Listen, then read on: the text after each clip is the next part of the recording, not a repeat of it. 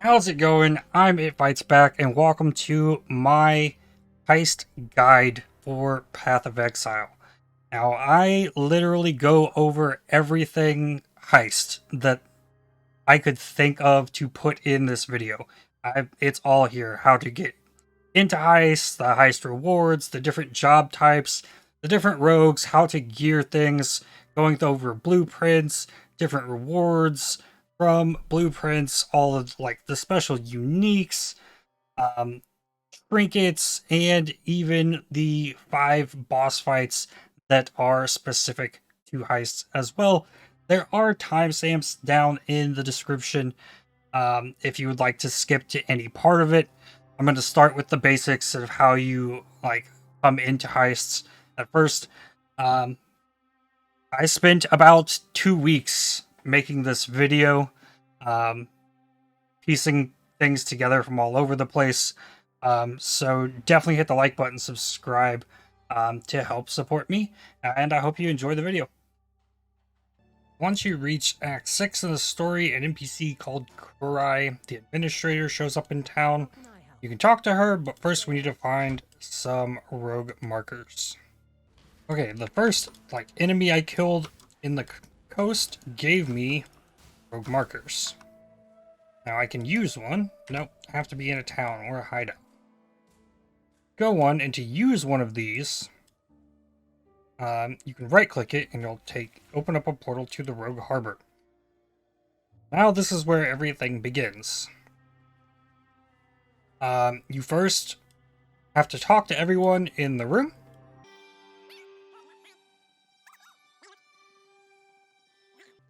And then you can get a contract from Kurai.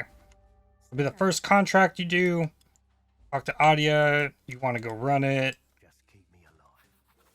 And there we go. We get our first contract.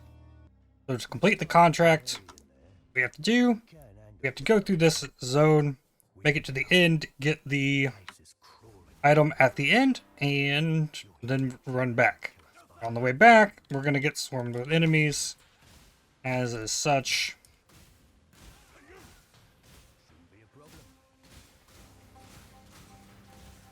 But there are 2 jewelry chests I can grab along the way.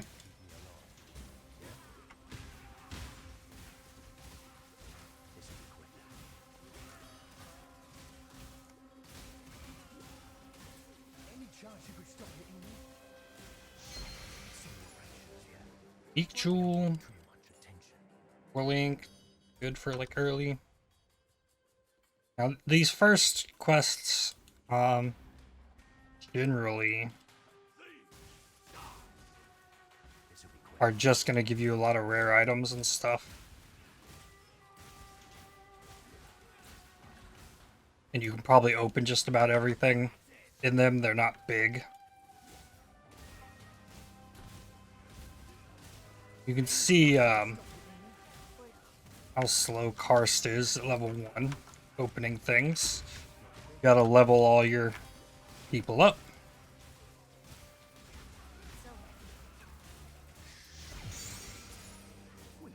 Bitter tree. Fractured item. A bunch of good rare stuff. Really easy. Right when you get to start the Act 6.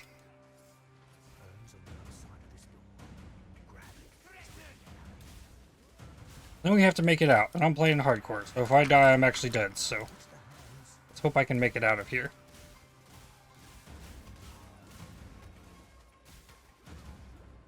Alright, made it to the end. I'm gonna open the safes. Need to make sure I have room for this.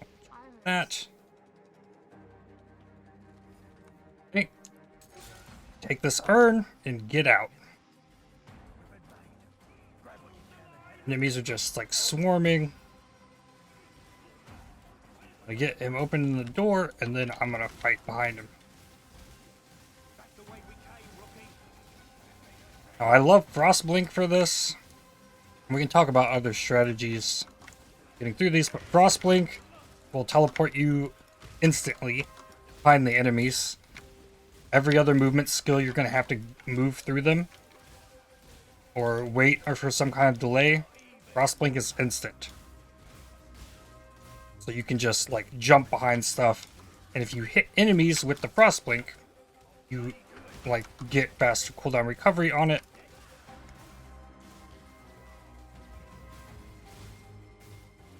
There we go. We made it out of the first contract.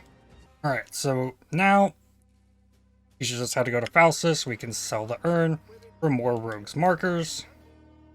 We can also sell other stuff here, but and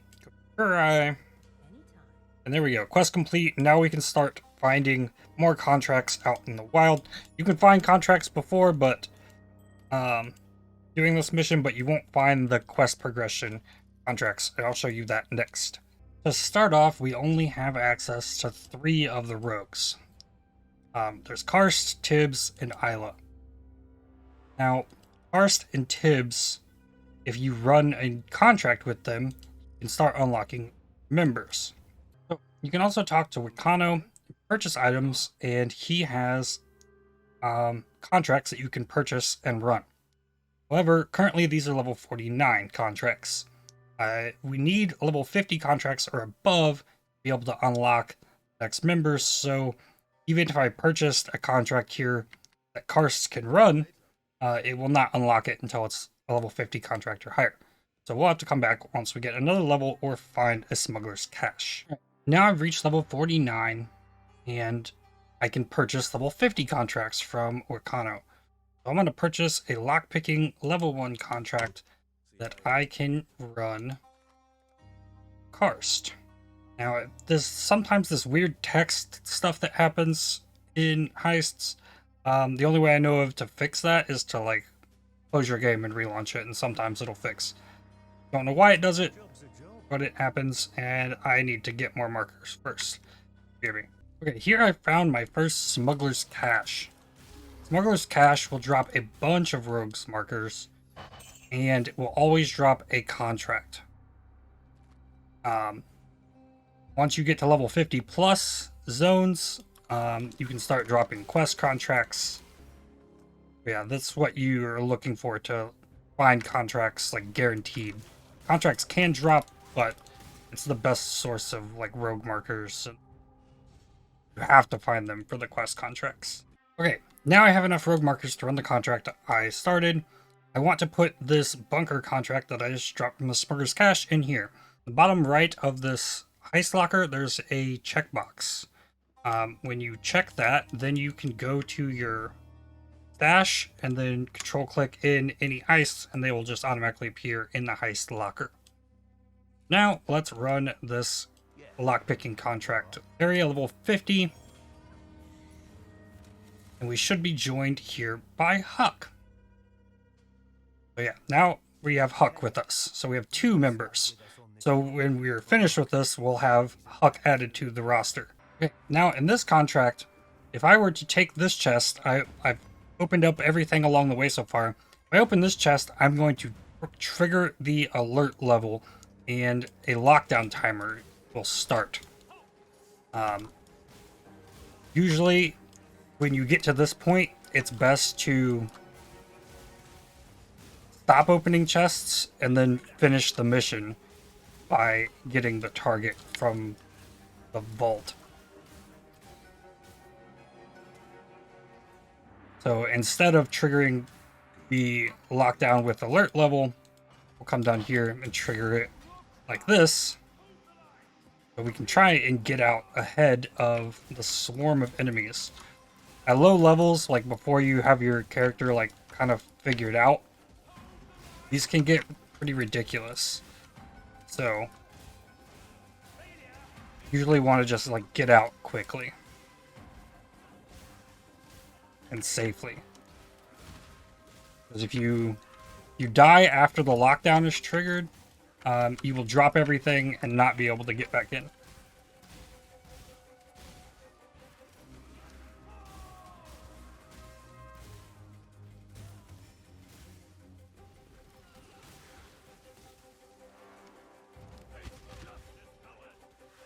Then we can bolt.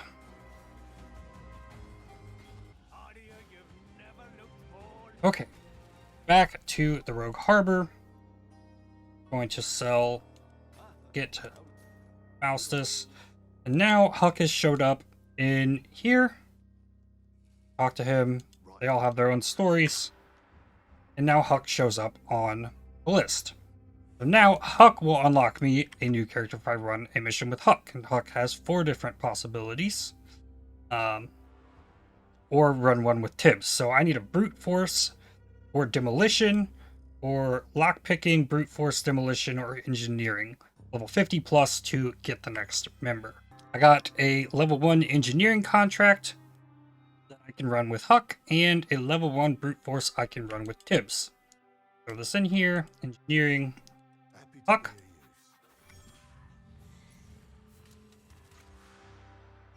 And when I come in here, now we are joined by Niles. And he will join in the Rogue Harbor once I complete this mission. Alright, now in this scenario, I want to open this Essence chest, but it's going to trigger my alert level.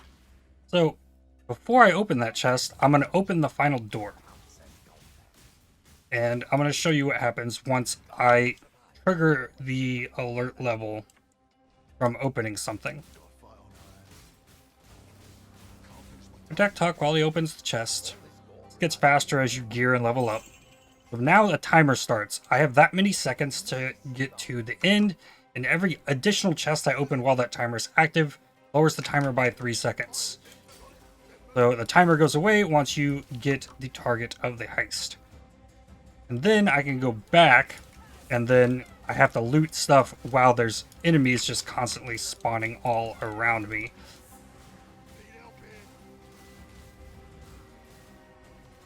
So this could set you up in a to be in a scenario where you can't get out. Too much stuff you're trying to do, focusing on loot rather than the enemies and escaping, since they are all attacking now. And we out. Alright, now we have Niles here. Let's take Tibbs on a mission. Force Tibbs.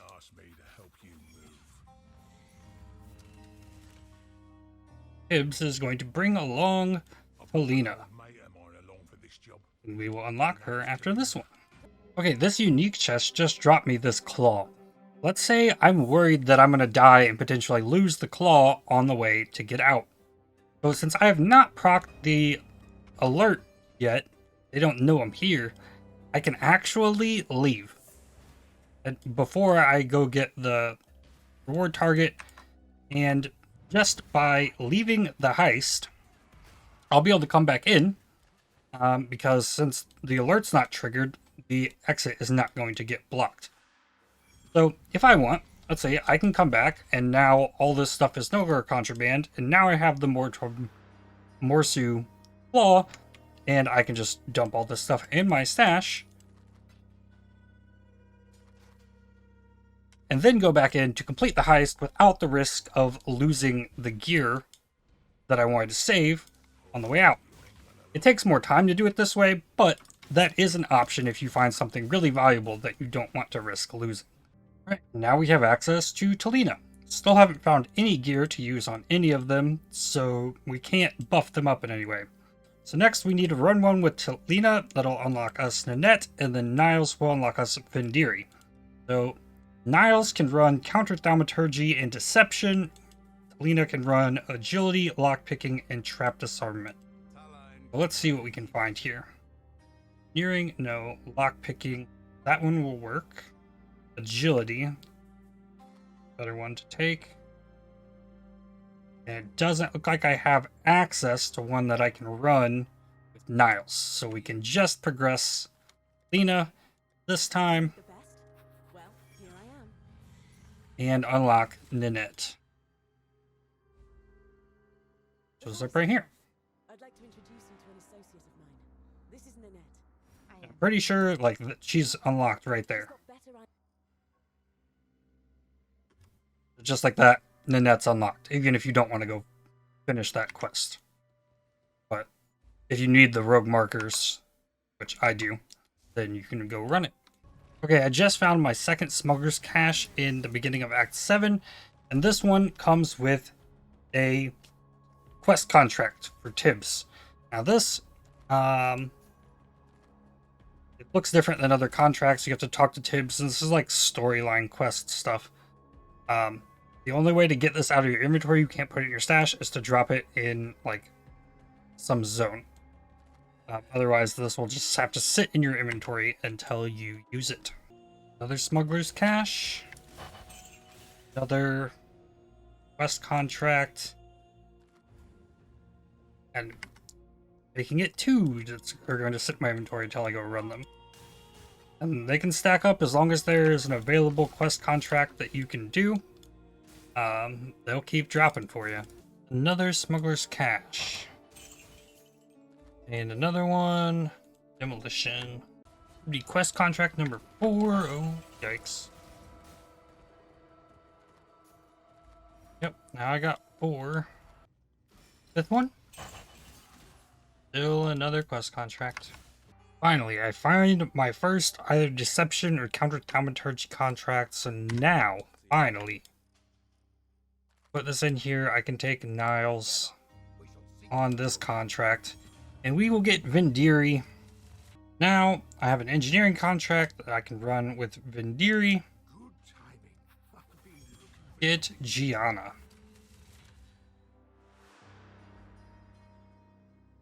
There we have Gianna added to the harbor.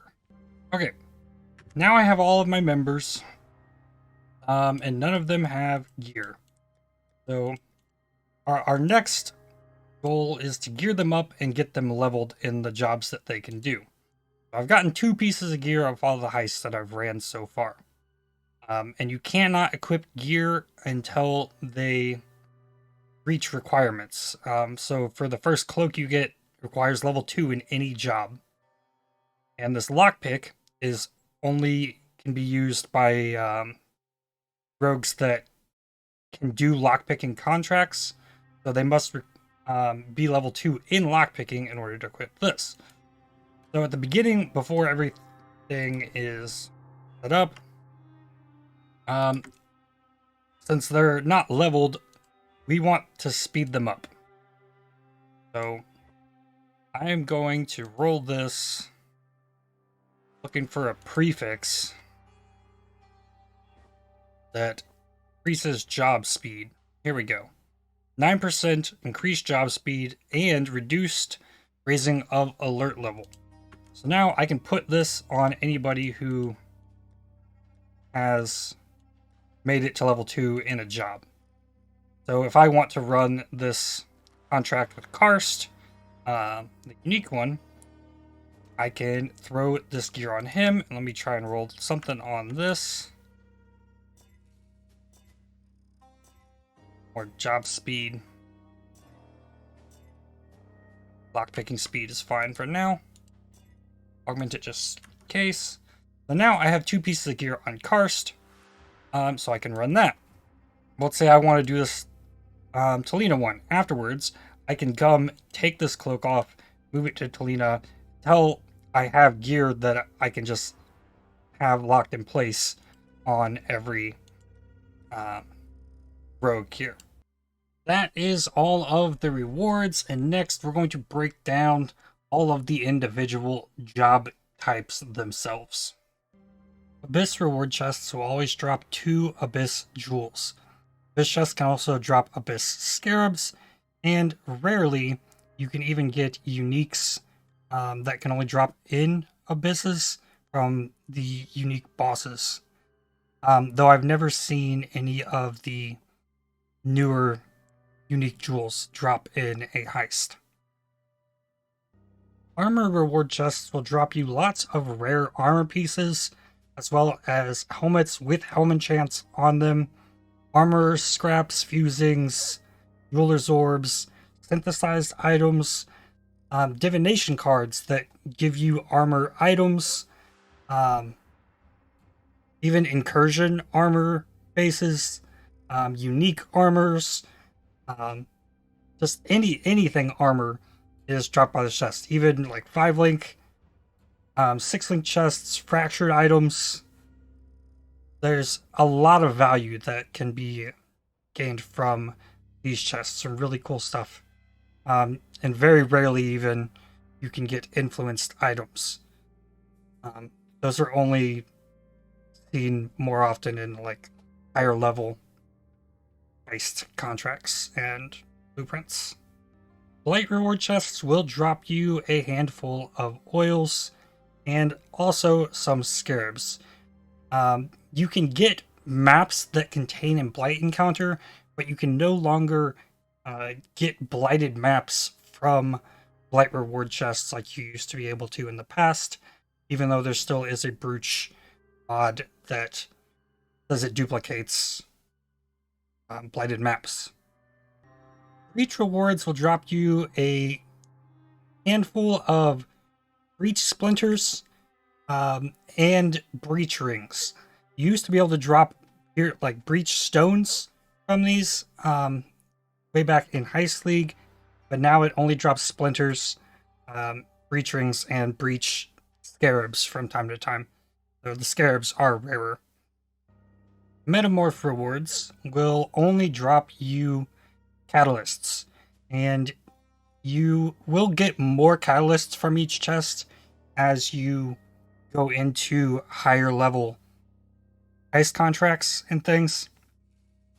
It's one of the few things that really seems to scale with the level of the heist contract. You can also get scarabs for heists, or for metamorphs as well. But that's all you get. You don't get any organs or anything from them. Currency reward rooms drop currency. Large amounts of it. It usually drops a decent pool of base currency and then one special item that is not a basic currency item, like exalted shards are one, ancient shards, stack like a larger stack of chisels. It's things that don't fall under like basic currency, like mapping currency, like sextants. You might get some of. No scarabs for currency. But yeah, currency is currency. Delirium reward chests will drop you simulacrum splinters and cluster jewels. Heists are actually a very good source of finding cluster jewels. But there are no delirium orbs. Delirium orbs do not drop from the delirium chests, and you can also get maps that are already deliriumed up a little bit. Like they have a couple delirium orbs already applied. But mostly what you will be finding are the simulacrum splinters and cluster jewels. Divination card reward chests drop a bunch of divination cards. Maybe like 3 to 5 divination cards that are just drop as themselves, as well as 2 to 4 stacked decks. Divination cards that drop already like identified count as divination cards, whereas stacked decks count as currency item if you want to duplicate them with brooches. From my experience, I would say that the rarity of the divination cards that drop face up are generally less rarity than you would get by flipping stacked decks themselves. And you can also get divination scarabs, though they are rare.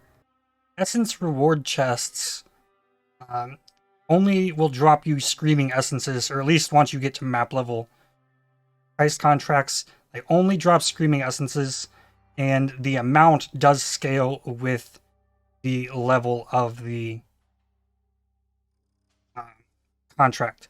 You can also get remnants of corruption, but you will not see anything higher than screaming essence, and you cannot get any of the special essences that require you to corrupt the crystallized essences in maps. Fossil reward chests drop fossils. Not very many, normally just 1 or 2 fossils, and occasionally you will get resonators. Not many of them. Delve is definitely a better source to find fossils, but you can get sulfite scarabs. Fragment reward chests drop scarabs and sacrifice fragments. And at higher levels can even drop mortal fragments, can drop shaper fragments, and elder fragments. Not uber elder fragments, though. This fragment rewards chest is a great way to get your hands on offerings to the goddess, especially trying to get first Uber Labs in a league. Definitely a great source of getting your first one. To go do that. Gems reward rooms drop a bunch of quality gems. On some occasions, level 20 gems. You will find a lot of 20 quality gems from doing this, even corrupted 23 quality gems. And a large quantity of the gems that you find will be high quality gems.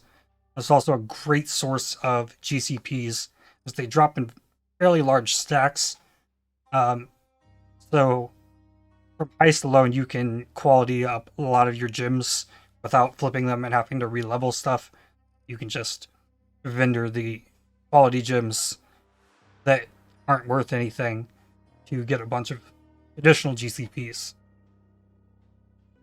Harbinger reward chests only drop Harbinger currency, fragments, and in their whole form, Ancient Orbs, Harbinger Orbs, Annulment Orbs, as well as their shards. You can also get Scarabs, but you can no longer get beachhead maps directly from these. You only get the Harbinger Orbs or Horizons to get access to those from using them on maps. Jewelry reward rooms are fantastic. They will always drop you a couple of jewels, a handful of rare jewelry items, quite often fractured jewelry, synthesized jewelry, divination cards that give you jewelry items, unique jewelry, identified corrupted jewels with implicits on them, Atlas bases as well. Pretty rarely you can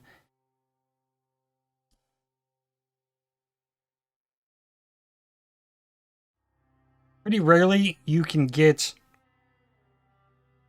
influenced jewelry items, and quite often you will find vivid or shimmering jewels. Jewels that are magic that roll with either energy shield or life on them that you can then augment in Regal to try and create a decent jewel. Legion reward chests drop some Legion splinters, not very many, very often, and you will also get incubators and more rarely scarabs for legions. This isn't the best way to farm Legion splinters because they don't drop in large stacks, but getting incubators while you're running heist contracts is pretty nice. Map reward chests will drop lots of maps. It will take into account your Atlas sometimes, but it'll also give you base Atlas maps as well as mapping currency like chisels, sextants, and you will get a lot more maps in higher tier heist contracts. Also some corrupted maps as well. 8 mod corrupted maps. Really nice. Map chests are pretty rare though. Prophecy reward chests will always drop you a stack of silver coins and a single itemized prophecy. They're normally pretty useless prophecies at this point. Prophecy rewards are being removed in the patch following the creation of this video, so they will not exist come January 2022. Talisman reward chests drop lots of talismans, like 6 plus, and they're talismans. They roll pretty terribly, and my normal strategy when it comes to talisman chests is to just not even bother with them at all. I'll generally just open smaller chests when I the talisman rewards, just not even go open the larger chests. Unique reward chests drop you lots of uniques. You can also get scarabs, reliquary scarabs, and there is a trinket that lets you drop uniques with up to 8 to 10% more valuable uniques drop. Combined with these chests, you will find some mid to high tier uniques that you really won't see that often, just from getting that more valuable uniques trinket. Definitely something to look out for potentially. Unknown, random, or generic reward chests will drop you kind of a mix of everything. Uniques, fossils, div cards, currency items, scarabs. From my experience, these generic chests are the better source of finding chaos orbs, regret orbs, and vol orbs in your heist contracts over even the currency chests.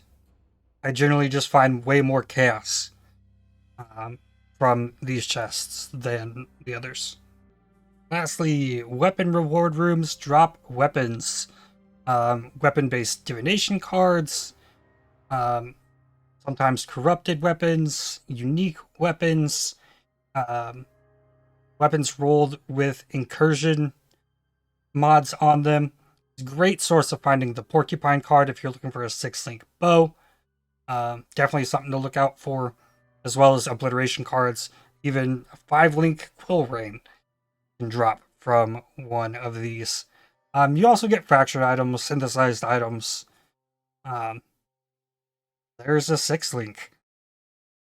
But even influenced items rarely. Blacksmiths, you get big stacks of blacksmith sweatstones from them as well. That is all of the rewards, and next we're going to break down all of the individual job types themselves. Lockpicking contracts have locked doors and chests that need to be lockpicked in order to open them. Lockpicking contracts can be completed by Karst, Talina, and Huck. Reward chests in lockpicking contracts are currency, jewelry, and more rarely fragments. Once the heist target is taken, there are often doors that are locked behind you that need to be unlocked as you exit the area. Counter-Thaumaturgy contracts have doors and chests that are sealed with thaumaturgical wards that rogues break using their minds. Counter-Thaumaturgy jobs can be completed by Niles, Nanette, and Gianna. Reward chests in Counter-Thaumaturgy contracts are jewelry, currency, and gems. Once the heist target is taken, there are often large rooms that are covered in runes that cause damage over time. The rogues can seal a path through these zones so that you can safely travel through, or you can risk trying to rush through them. Brute force contracts have sealed doors that rogues smash through or force open, as well as some barricaded passages that can be destroyed. Reward chests can be opened with no additional work. Brute force jobs can be completed by Tibbs and Huck.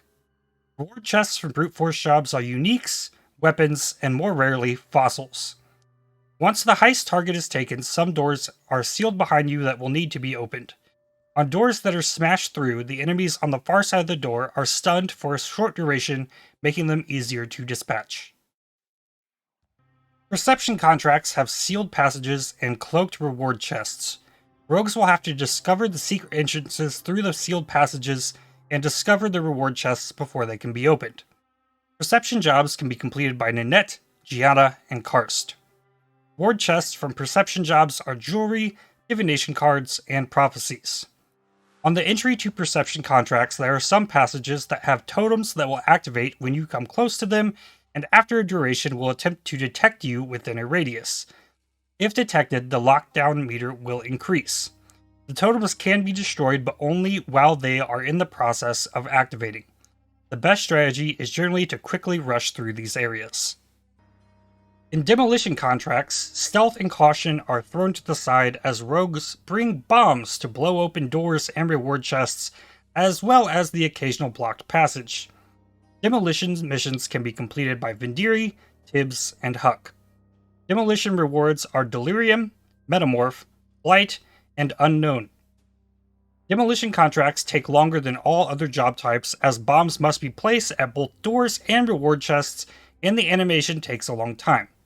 When there are two reward chests next to one another, when opening the second chest, the bomb detonation will sometimes trigger on the previously detonated bomb. Doors will also close upon exiting the area, requiring more bombs as well. Huck has a slightly faster demolition animation than Tibbs or Vendiri, and Tibbs can also be used to open one or two reward chests on the way out, allowing you to avoid a couple detonation sequences. Trap disarmament contracts have passages, doors, and reward chests that are armed with traps. The traps on doors cannot damage you, but in passages and underneath chests are proximity mines that will detonate if you step on them. Trap disarmament jobs can be completed by Vendiri, Isla, and Talina. Trap reward chests are Abyss, Weapons, Armor, Talismans, Legion, and Breach. The proximity mines that litter passages can be disarmed and will cause a lot of damage if you attempt to run through them. This does count as spell damage, so it can be suppressed, but I tend to wait as it is usually not worth the risk. Agility contracts have corridors with lasers that can be deactivated, and doors are opened by sneaking into the room, assassinating a guard, and pulling a lever to open the door. Reward chests can be opened with no additional work. Agility missions can be completed by Talina and Karst. Reward chests can contain essences, armor, currency, and harbinger items. The corridor lasers can be run through, and they do spell damage which can be suppressed. There is a pressure plate on the floor that deactivates the corridor lasers, which can be done by either your character or the rogue on the job. Deception contracts have the rogue disguise themselves, convincing guards to open the doors, and no additional work is needed to open the reward chests. Deception jobs can be completed by Gianna and Niles.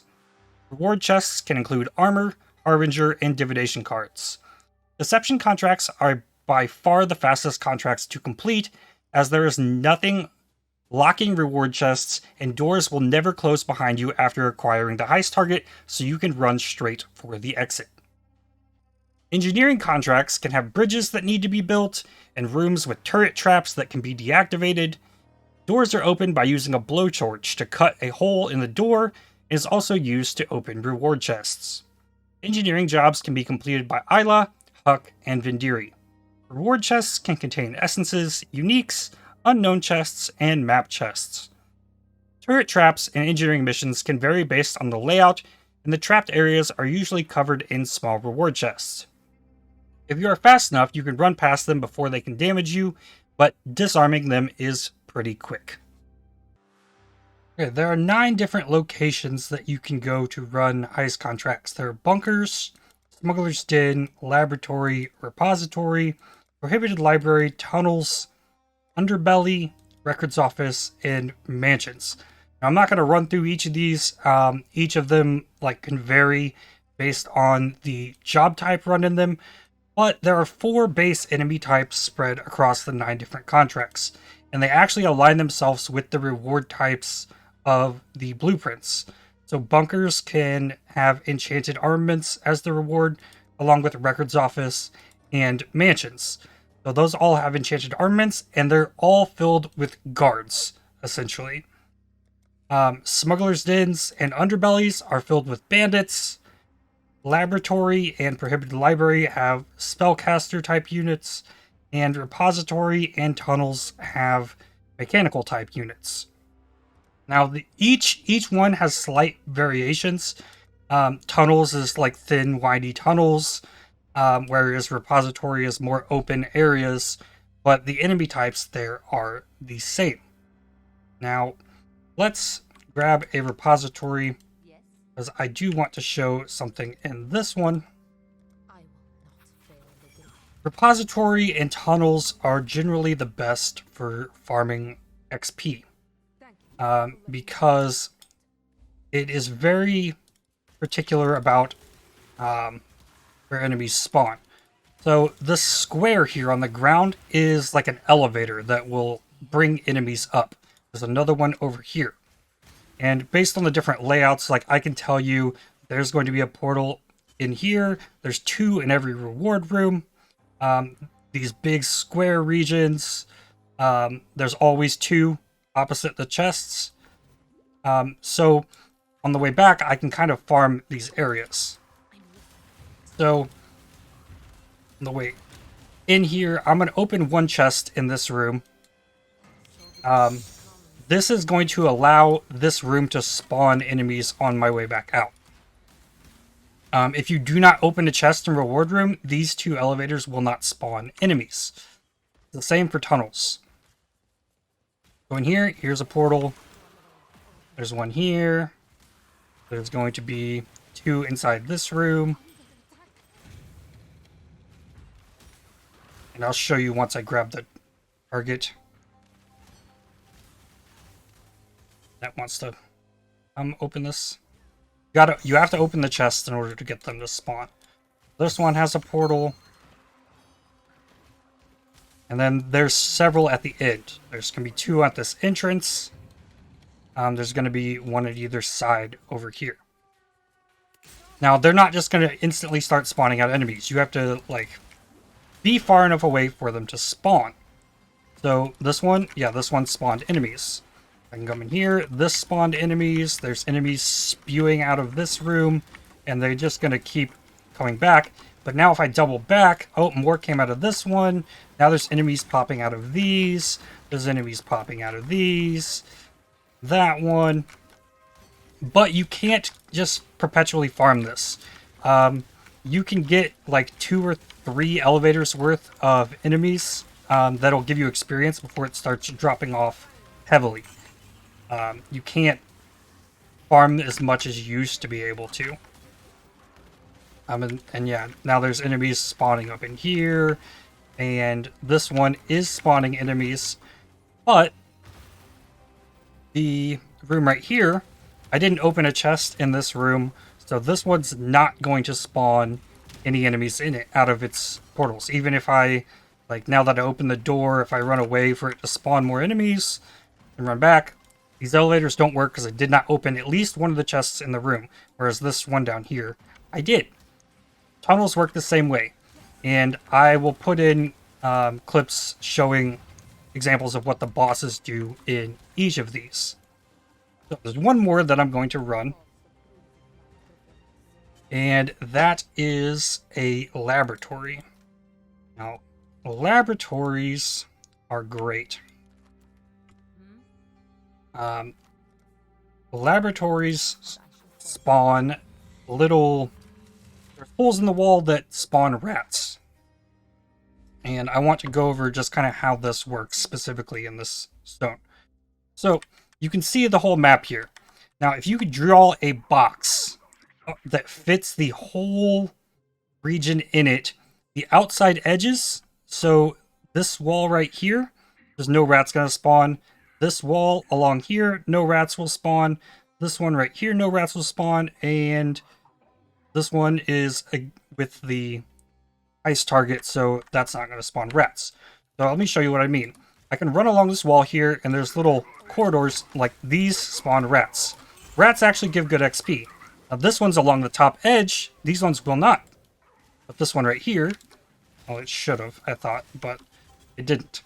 So another thing you can do for farming XP is you can make sure as you go through this that you spawn all of these rats.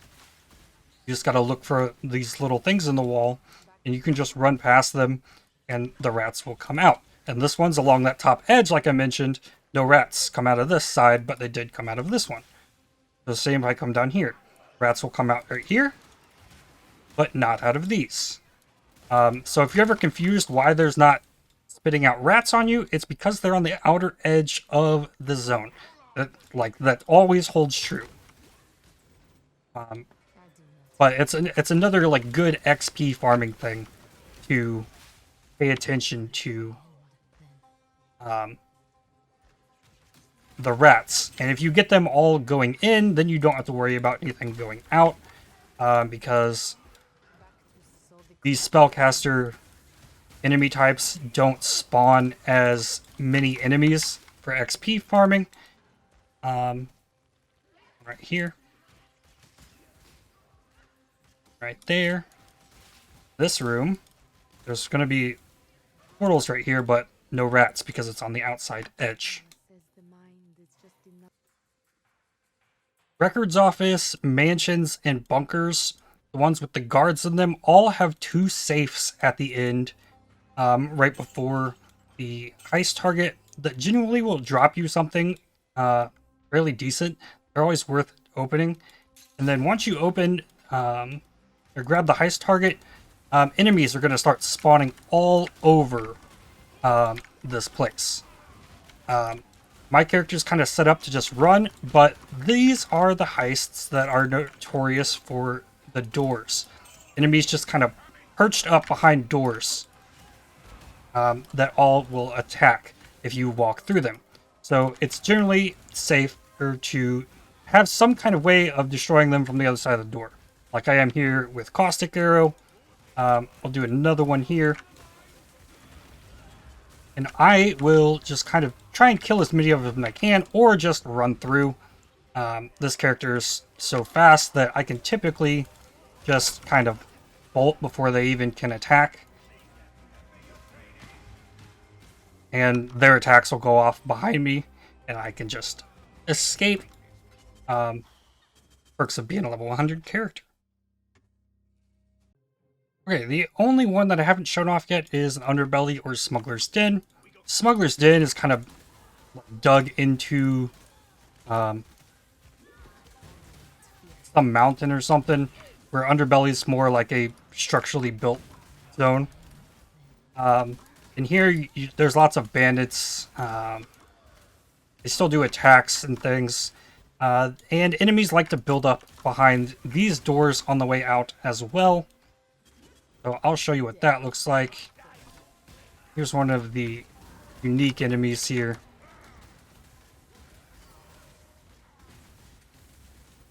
I'm not going to deal with fighting him. Just trying to showcase the doors. So in these ones, there's going to be archers and stuff. So this archer here, they fire explosive arrows at the doors. We'll let them build up. Give them a chance, I guess. Ooh, Benevolent Guardian. That's nice. So, if you're not super fast and all these enemies just keep piling up, there's so many rares here that you'll get bombarded with, like, rare enemies all buffing each other. I'm going to pop this up. I'm going to drop my totems even. Try to defeat all this stuff from behind, because I let that one pile up quite a bit. But these aren't as deadly as they do elemental damage. The guards will do like more physical based damage. Like lots of fire damage out of these. You don't want to get blown up by these explosive arrows, like right when the doors open. So that's something to watch out for in Underbellies and Smuggler's Dens as well. But the real killer in these is the auras from rare enemies all stacking onto each other. Totem builds are decent for like clearing on the other side of doors without you getting in there. Brand builds can clear on the other side of doors, and something like this Caustic Arrow with Arrow Nova, I can fire through.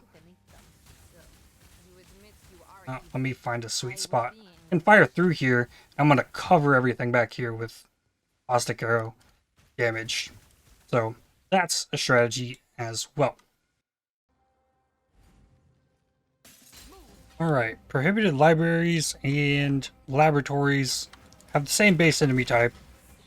And there are 2 different unique bosses for each of the base monster types. And I'm running through here with the net to try and see if I can find some of them on the way out of here.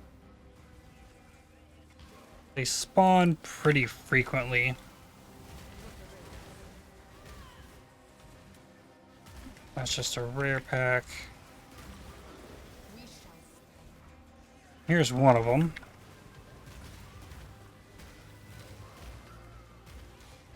Okay, this first boss I found here is called the Corpse Stitcher. A Corpse Stitcher summons a pylon that does like AoE pulsing lightning hits around it, throws a bunch of mines that explode. And anything else? No, that's pretty much it. There is a divination card that can drop a double corrupted. I think you need 7 of them for a double corrupted eternity shroud. I've dropped 3 of them, and all 3 of them came off of a Corpse Stitcher boss. Okay, the other boss is a Flesh Sculptor. Flesh Sculptors will throw like traps at you, little saw blades that will cause bleeding damage.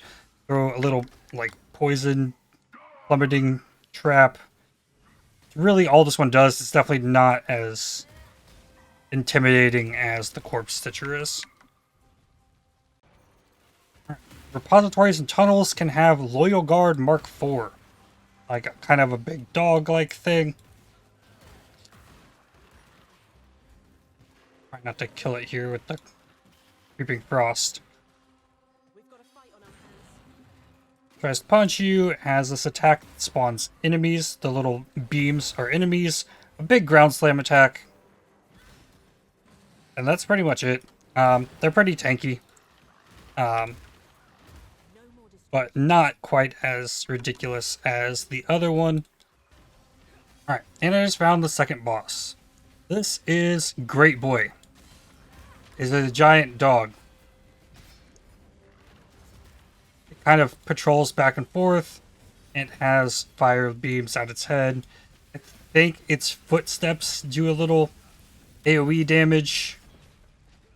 It has a ton of HP, and in all repository and tunnels contracts, all of the unique bosses will spawn on the way in. There will not be more spawning bosses on the way out. But those are it for tunnels and repository. Something else worth mentioning here while I'm in the repository contract, there are the rare enemies summon those big balls. When they start charging them up, they're always going to fire them at the target they initially aimed at. So if you constantly stay moving and can get behind things, you're not going to have to worry about those as much. Those beams hurt as well. Let's find another one. Yeah, they start summoning the balls. They're going to fire them where I entered, where they started firing. So this one's going to go to the left. It does spell damage, and it's a lot of spell damage. So if you do not have spell suppression, those hurt a lot. So do these beams that are going to fire off from these guys right here, right when I come through this door. Those beams hurt as well. Also spell damage, but just gotta keep your eyes open in these maps and stay away from them. Best way to avoid it is just to, you know, not get hit, right? Easy peasy. Okay. Here is a Tormentor. Tormentors don't really do much. They throw, like, little bombs that explode after a second. And they have little flame turrets and can summon this little flame chain thing that doesn't really do that much damage. The damage I'm taking is from all the other stuff that keeps spawning. Yeah, the Tormentors don't do much.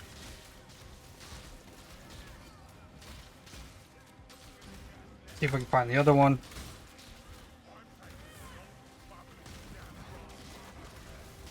Here's another Tormentor. And here is the other one. It's called Backbreaker. One that enrages, leaps, big AoE. It doesn't leave degen, it doesn't look like. Has like a tectonic slam-like attack as well. I know it's hard to see, but if I kill all the other stuff, I'm gonna kill this guy. But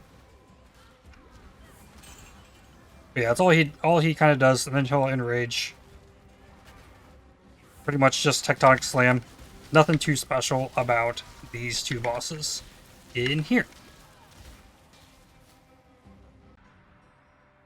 Alright, now we're looking for the last two bosses, the ones that can spawn in bunkers, mansions, and records office. They could spawn right here in this room. Okay, there is a security specialist. I already killed it. There's a head enforcer right here. Head enforcers have this like walking flame charge with shields, has this projectile attack, and has like a little spear-like thing. Those are the only three things it really does. That's not the scary one. The security specialists are the scary one, and there'll probably be more. Yep, I heard it. So that big cyclone attack is super scary. I want to try and drag him away, if possible, even though enemies are just going to keep spawning. So there's like a ground slam attack that comes with an angle that does lightning damage. There's the cyclone attack. And there is like a lunging lightning attack. See if he can do it. That's the ground slam one, and that was the lunging one. That cyclone is by far the worst thing. If you get hit with that, and there's always a voice line right before it. Okay, he died. Let's look for another one. There's another one. Security specialist. There's the lunging attack. That cyclone always comes and goes clockwise twice from his right.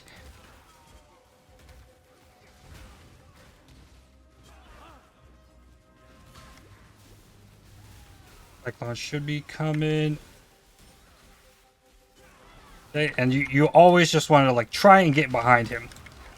Getting hit with that cyclone, if you do not have any kind of physical damage mitigation, is death. It is the scariest thing in heists, at least for me. I've died to that more than anything else in heists. Getting hit by that cyclone attack. That's something you definitely need to watch out for. And then you can get through these doors real easy with a Frostblink and a Vortex. Kinda wrecks everything. Alright, now let's talk about the rogues and gearing. So, first off, the rogues, Karst, you can see what jobs they can do along the side here, and then they all level up. Each one of the allies has their own perk. Karst has less raising of alert level from opening reward chests, and this scales up as he reaches higher levels, up to level 5 in lockpicking. So he reaches level 5 in lockpicking, so he can do the highest tier lockpicking contracts. Reaches level 3 in perception and level 2 in agility. Niles can do Counter-Thaumaturgy up to level 5 and deception up to level 4. His perk is you can unlock one magical chest after lockdown, so any chest that you leave unopened prior to lockdown, you can open one on the way back out, and discovers a blueprint reveal on completion of heist contract mission with Niles. So that over here, if I was to reveal, give me blueprint. So if I go here, Niles can get reveals at a discount if you complete missions with him, same way Gianna can. So next, Huck. Huck is a powerful combatant and provides strong buff to allies, and players have up to 20% increased experience gain. He only reaches level 3 in lockpicking, brute force, demolition, and engineering jobs. He doesn't reach level 5 in any of the jobs, but you can get 20% increased experience gain by running with him, and he buffs you, making you do more damage. Tibbs can do brute force up to level 5 and demolition up to level 4. It starts off, he can unlock one chest after lockdown, getting to 2 chests once you reach level 5 in brute force. so you can open 2 chests with Tibbs on the way back out. Nanette scouts patrols of enemies and elite patrols. So Nanette will show you where packs of like grouped together enemies are, if there's like a rare enemy, and show you where unique enemies are on the minimap. She also gets up to 20% less raising of alert level. This works for small chests and the large reward chests, whereas Karst is only from reward chests. Vendiri has a chance up to 14% to make any chest duplicate its contents.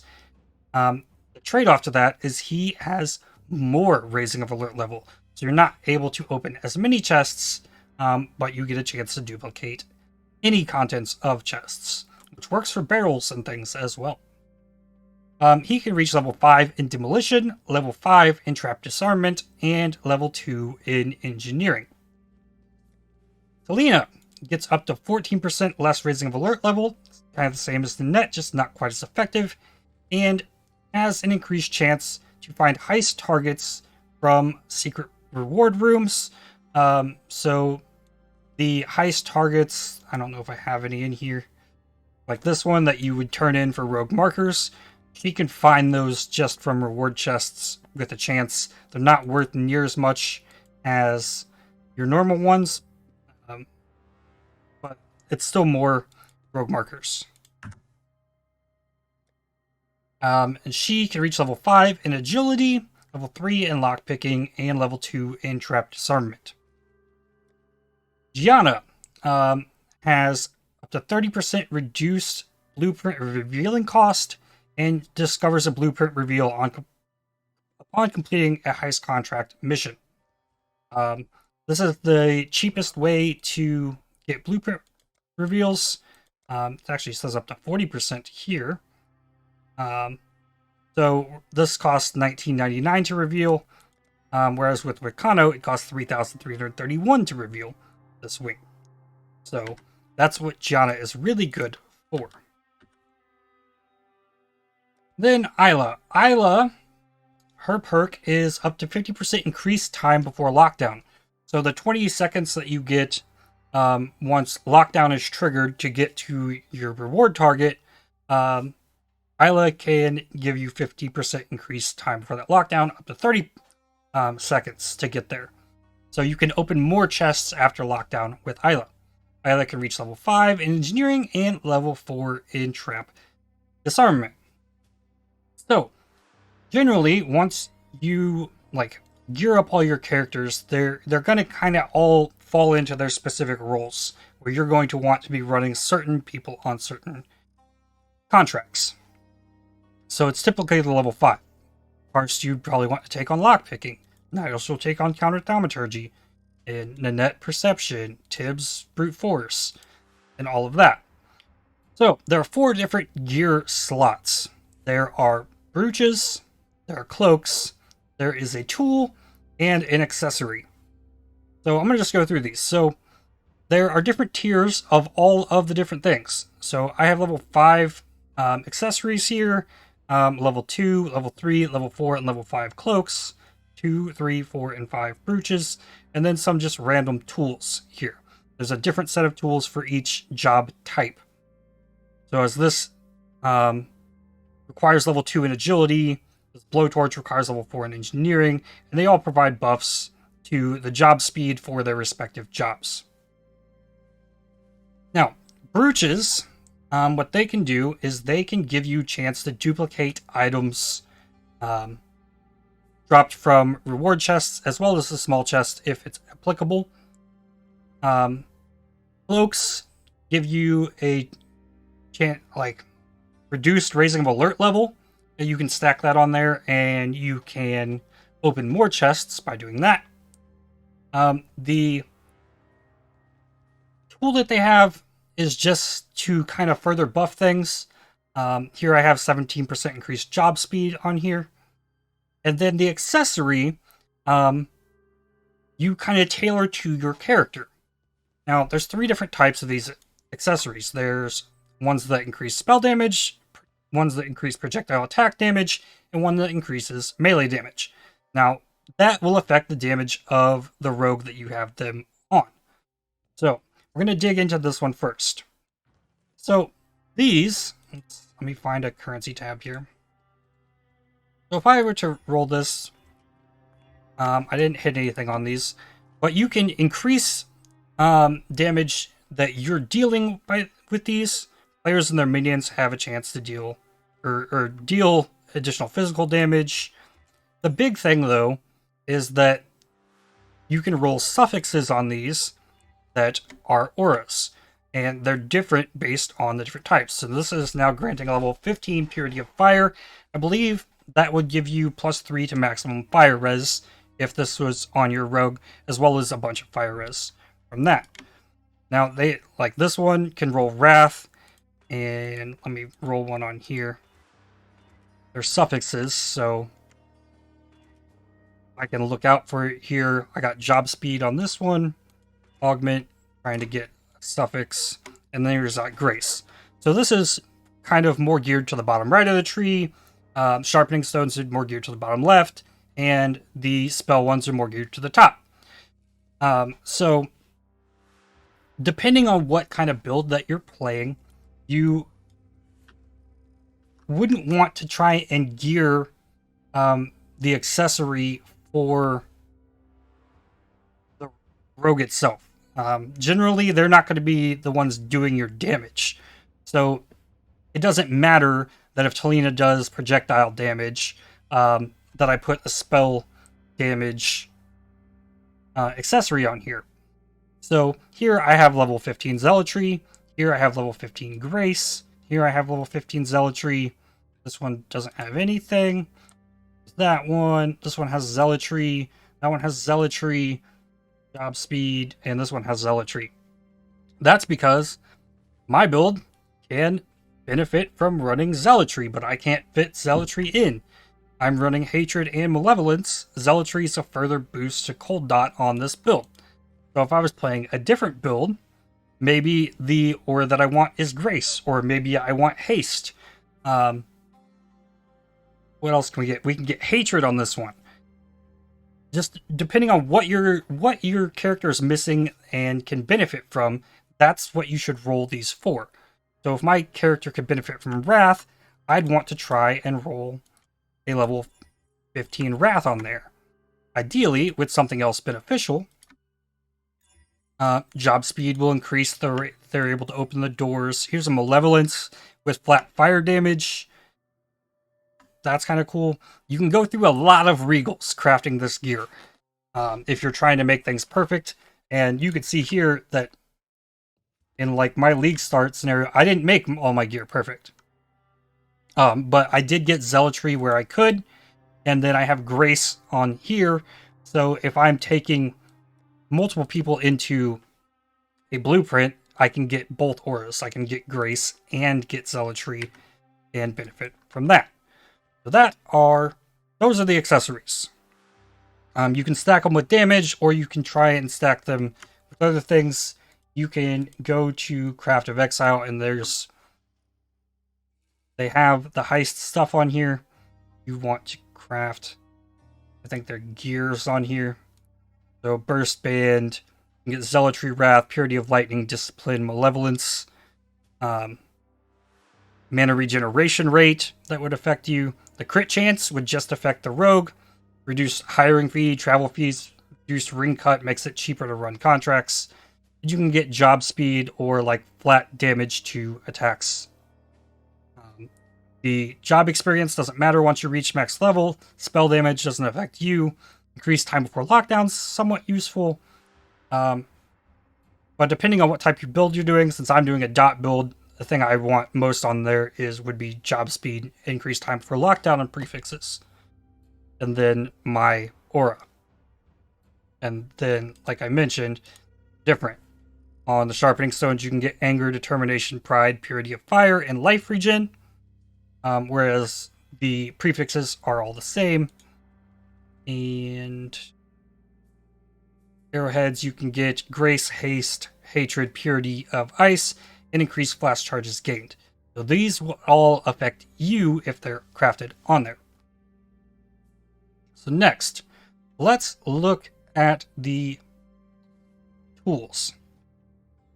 So you can see that there's 9 different tools here for each of the 9 different jobs. So they're all going to be able to roll the same things on them. Just you're going to be able to roll reduced hiring fee for trap disarmament jobs specifically if you're looking for that, but you can get a generic reduced hiring fee for the same amount that would reflect across any types of jobs. You generally want to craft these to give you a benefit across your entire team when you're running blueprints. So if we look here on what I have crafted on mine, this has 80% increased job speed. That is the main thing I'm looking for on this for Nanette. Now, I could get increased perception speed, but that would not help Nanette if I want to run a Counter-Thaumaturgy job, right? But the increased job speed would. That's the main thing I'm looking for. Generic increased job speed. And that's kind of what I have on all these. Here I have trap disarmament speed. So if I ran engineering or demolition with Vindiri running this, he is not going to benefit from any of the speed that I have on this tool. Puck has job speed. Chance to not generate alert level on opening a chest kind of throws your counts off if you're trying to keep track of how many chests you can open before lockdown. I don't think that's the most useful thing, actually, though it can give you additional things. Job speed there. And this is kind of what I would describe as the ideal. If you can hit job speed and then regal flat seconds to lockdown timer, that's fantastic. Increasing the base lockdown timer is something you can only get on these tools like I have here. Let me pull this back up. So you can get the flat seconds to lockdown timer. Requires level 83 to get 5. So this would bump with 5. It bumped the base from 20 seconds to lockdown to 25 seconds to lockdown. And then that would stack with any percent increased time before lockdown if you were to roll that on other pieces of gear. But ideally, you're just looking for job speed. And lockdown timer is useful. Chance to get an additional reveal with Wakano is kind of useful. Reducing the amount of rogue markers it takes to run things is helpful as well. But nothing is really going to make a big difference on these pieces of gear aside from the lockdown timer. Now, there is a very, very, very, very rare roll that can roll on these. Level 82 plus 1 to level of all jobs for heists. So what this would do is if I had +1 level of all jobs on here, you could run level 6 lockpicking contracts, level 4 perception, and level 3 agility if you got that on there, but it's absurdly rare. I get that. I would never go out of your way to try and craft that, especially when our leagues reset every 3 months. It's just not worth it.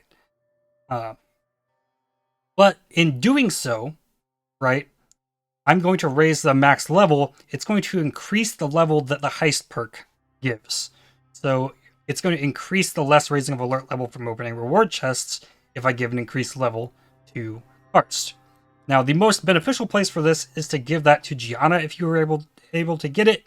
+1 level to her gives her up to level 6 on Deception, but it's going to further reduce the blueprint revealing cost that she has, making that even better. So that's something you can, if you're really looking to min-max, you can do that. So next, on to cloaks. Now, on cloaks, they scale up.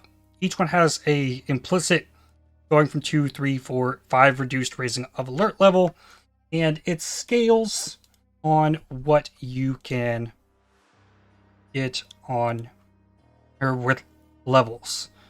So it is a suffix So at level 82, you can roll 11 to 12% reduced raising of alert level from opening chests.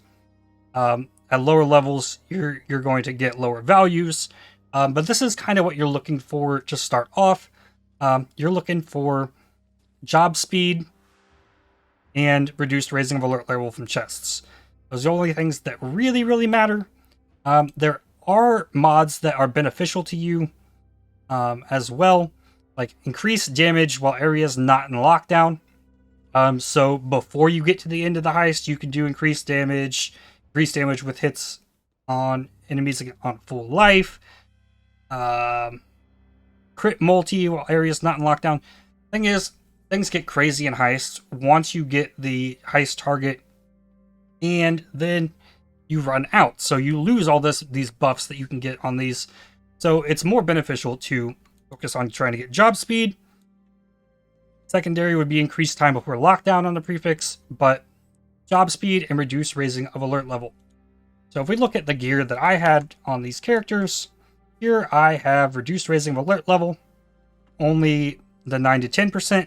I didn't get job speed on the Augment and Regal. Niles has job speed and reduced raising of alert level, but only on the level 4 base. It does not on the Whisperwoven Cloak. You're generally trying to min-max these so you can open as many chests as possible. Here I have reduced raising of alert level. I prioritize that over job speed. Now here is a great one. Here I have job speed and 9 to 10% reduced raising of alert level. So this one benefits both things. You can open more chests and you do the jobs faster. And since it's generic job speed, similar to the tool piece here, this will stack if you're putting multiple people in blueprints. Increased job speed affects all of them. So if I ran with Arse, Nanette, and Tibbs, Nanette has job speed and reduced raising of alert level. This one's like perfect, almost. So I'd get the 60% job speed here, the job speed here, and the reduced raising of alert level, but the reduced raising of alert level would stack as well across all of them, so you can open lots of chests. So that's why crafting these is really beneficial.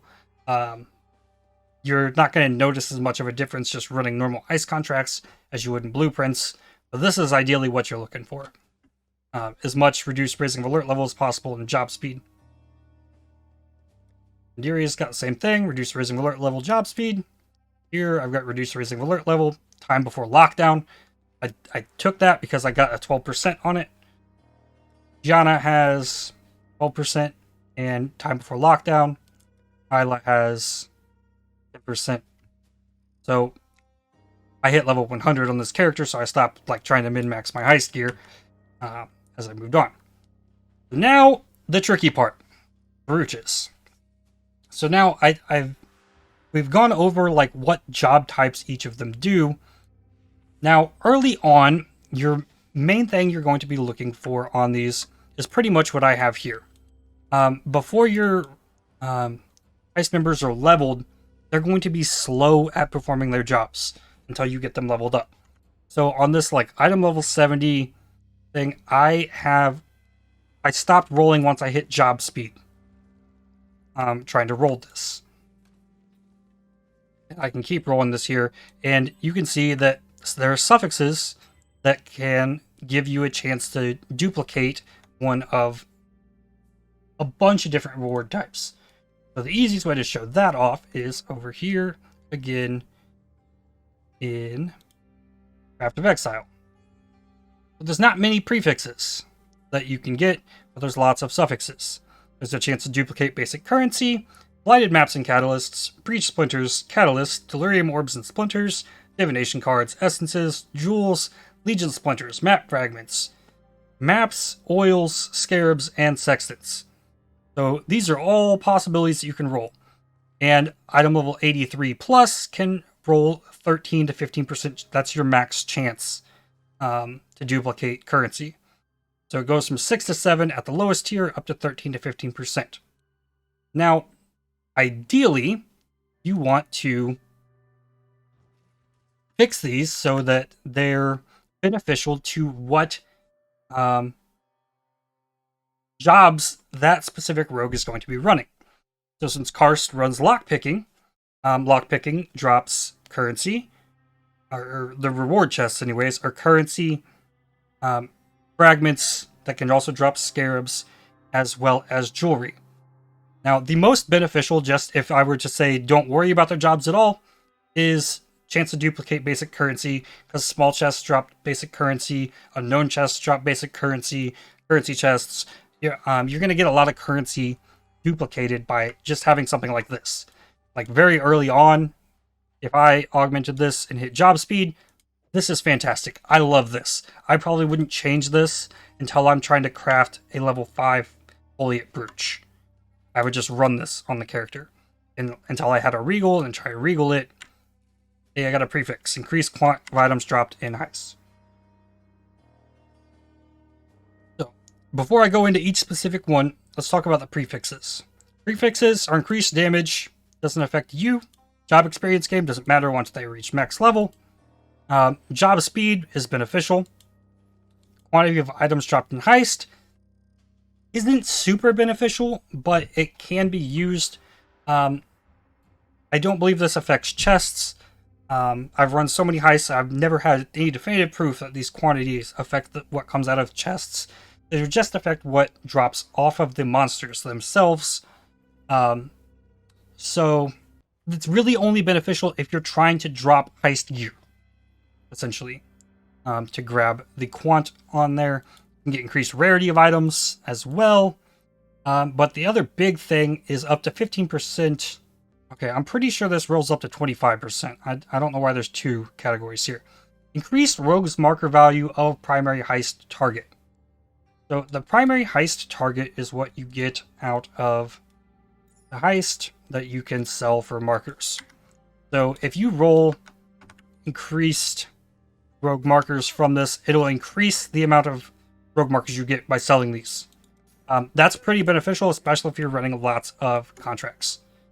So that's something you can get, but what you're really trying to min-max on these is you're trying to get two suffixes that synergize with the job types that they run.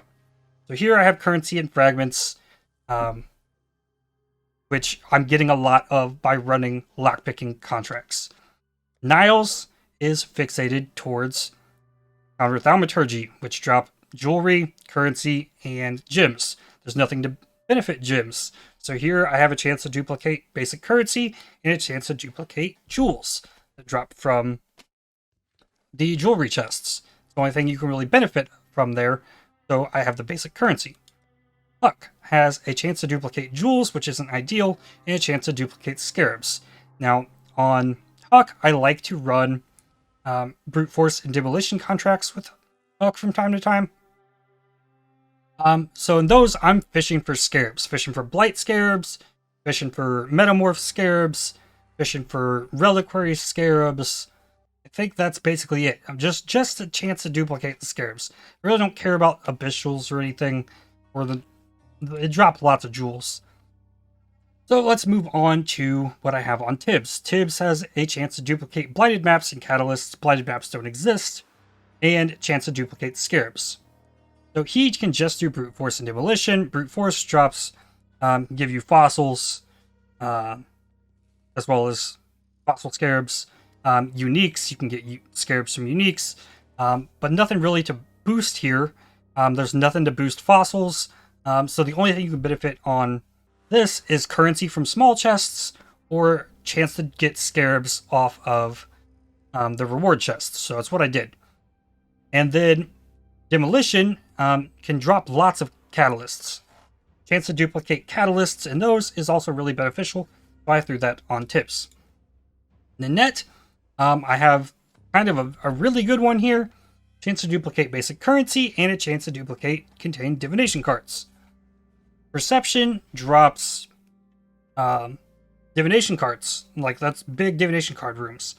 So here, this is like this because basic currency is what gives you a chance to duplicate stacked decks, and chance to duplicate divination cards is what gives you a chance to duplicate the drop divination cards. So in order to get more stacked decks, you want currency. Get more divination cards, you get divination cards. And then you get a chance to duplicate basic currency along the way from small chests and stuff as well. Vendiri has a chance to duplicate basic currency and catalysts. That's for demolition missions. Same thing. Now, ideally, I would have this set up for trap disarmament because I do like to run Vendiri on trap disarmament to drop scarabs out of abyss chests, legion chests, breach chests. All of those can drop scarabs, so it'd be beneficial to duplicate those. That's probably not ideal on him. Talina can drop currency and primarily drops essences out of hers. So here I got something with essences and job speed, and I hit catalysts. There's so many different reward types. Hitting a regal to get a second suffix that gets you something really good it's hard. It's hard to do.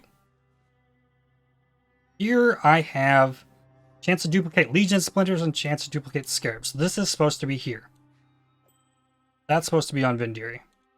Gianna, I pretty much will swap out whatever the net has because you can get divination cards from deception missions as well as perception missions. Having her with basic currency and divination cards is really good because a lot of your contracts you're going to want to run Gianna on rather than the net. But here I just have another basic currency and catalysts. This one would be good on Tibbs, certain scenarios as well. But yeah, on to Isla. Isla, I have a chance to duplicate basic currency and chance to duplicate contained maps. Now, maps is kind of deceiving. There's map chests that you can only get from engineering missions, but maps drop from blight chests and maps drop from delirium chests. So there's no more blighted maps, there's no more delirium orbs dropping from those chests. They drop maps that have delirium orbs applied and maps that can contain breaches in them, or blights in them. So you can duplicate maps based on that. So I like to have that on her because I like to get a bunch of like high tier maps if I run high tier engineering contracts with her. So that might be kind of complicated, but it's really just what you can get. The most beneficial thing that you can get is currency. If you only can get one thing, get one, duplicate basic currency. You're going to get the most value out of that. Duplicating catalyst is really good. Getting the divination cards and currency onto Nanette and Gianna is absolutely fantastic. Duplicating oils isn't going to give you much.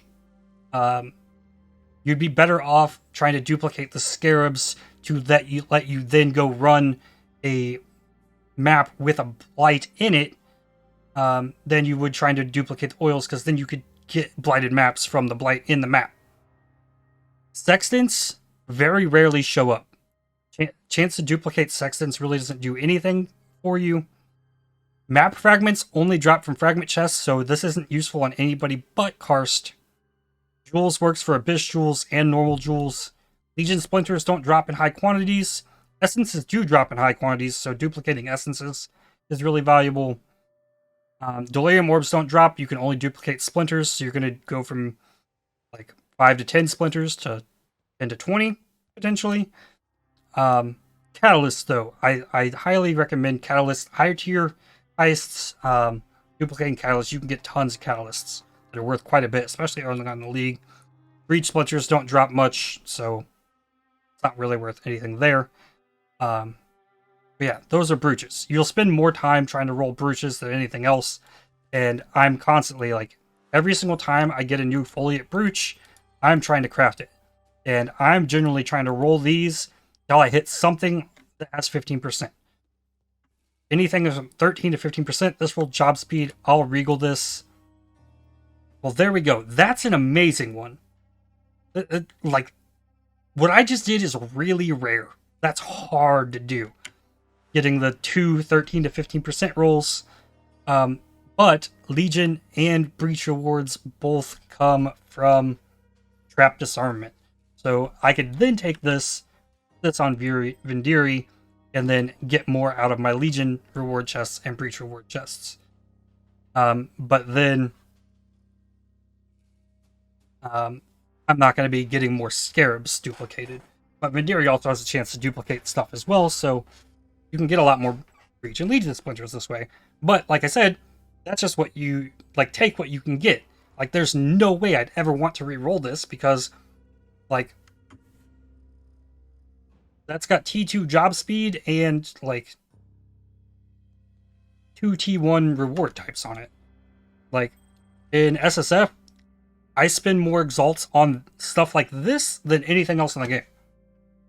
Just trying to, like, perfect this gear. So I think that is it for the basic part of this. Now we're going to jump on to talking about blueprints. Alright, so now we need to worry about blueprints. So I have all of these blueprints, most of them that I've farmed myself here. Farming towers will give you a bunch. So when you're unveiling blueprints, one wing of the blueprint is already revealed, and there are either 2 wings up to 4 wings. And you have to first reveal wings, and then you can reveal individual rooms. So the reason that I farmed so many contracts with Gianna whenever possible is because at level 5 she has a 40% discount to reveal blueprints. So if I were to just reveal with Wakano, these rooms, like 750, but the wing reveal costs 3,000. So using Gianna, like 40% off that, it's only going to be 1,900 and 1,800 respectively. So the first thing I want to do is I want to reveal all my wings on all of my blueprints. That's the most beneficial thing to the blueprints, is what's at the end of them. So we want as many of those as possible. And Gianna will stay as the primary member here. And since the wing reveals are the most expensive, we're going to use Gianna for sure on all of those first. So I'm just going to go through here like this and make sure all of the wings are revealed in all of my blueprints before I go on to dealing with the individual rooms themselves. Okay, now that I've gotten all of the wings revealed, now we have to reveal the rooms that we want. So now the lower level blueprints will typically have less wings, but we have to factor in, okay, what is worth investing into at this point? I only have 53 reveals left. I normally would use Wakano for these reveals, and we just looked at the prices. So if I were to reveal this Essence room, it's going to cost me 851 rogue markers. So that's about 3 chaos to unveil this room if you were considering the value of the rogue markers themselves. Whereas playing in SSF, there's kind of a different environment to it, because it's like, okay, do I want essences? Do I want these quality gems? But in a level 70 blueprint, are they going to be worth it as compared to a higher one? So I know for a fact that in this blueprint wing, I'm going to be able to get the 2 currency chests, going to be able to get the 2 unique chests, and then I'm gonna, let's see, with engineering, Counter-Thaumaturgy, perception is going to lower the cost opening chests. I may be able to open one more on the way out. Maybe I can get the essences, maybe I can get the gems. Getting quality gems and GCPs is really nice. I'm going to reveal this. And over here is a bunch of divination cards and maps. This one's got demolition, perception, engineering. I'll maybe reveal 1 or 2 of these. I don't want to overburden myself too much, because on this blueprint in particular, I'm not going to get the dream team together. And I'll explain that more when I'm attaching members to them. So I'm going to do 1 more of these. Okay. Here in this one, it's another laboratory. Let me pick a different one. Let's do mansion. Mansion's got brute force, perception, and deception on it.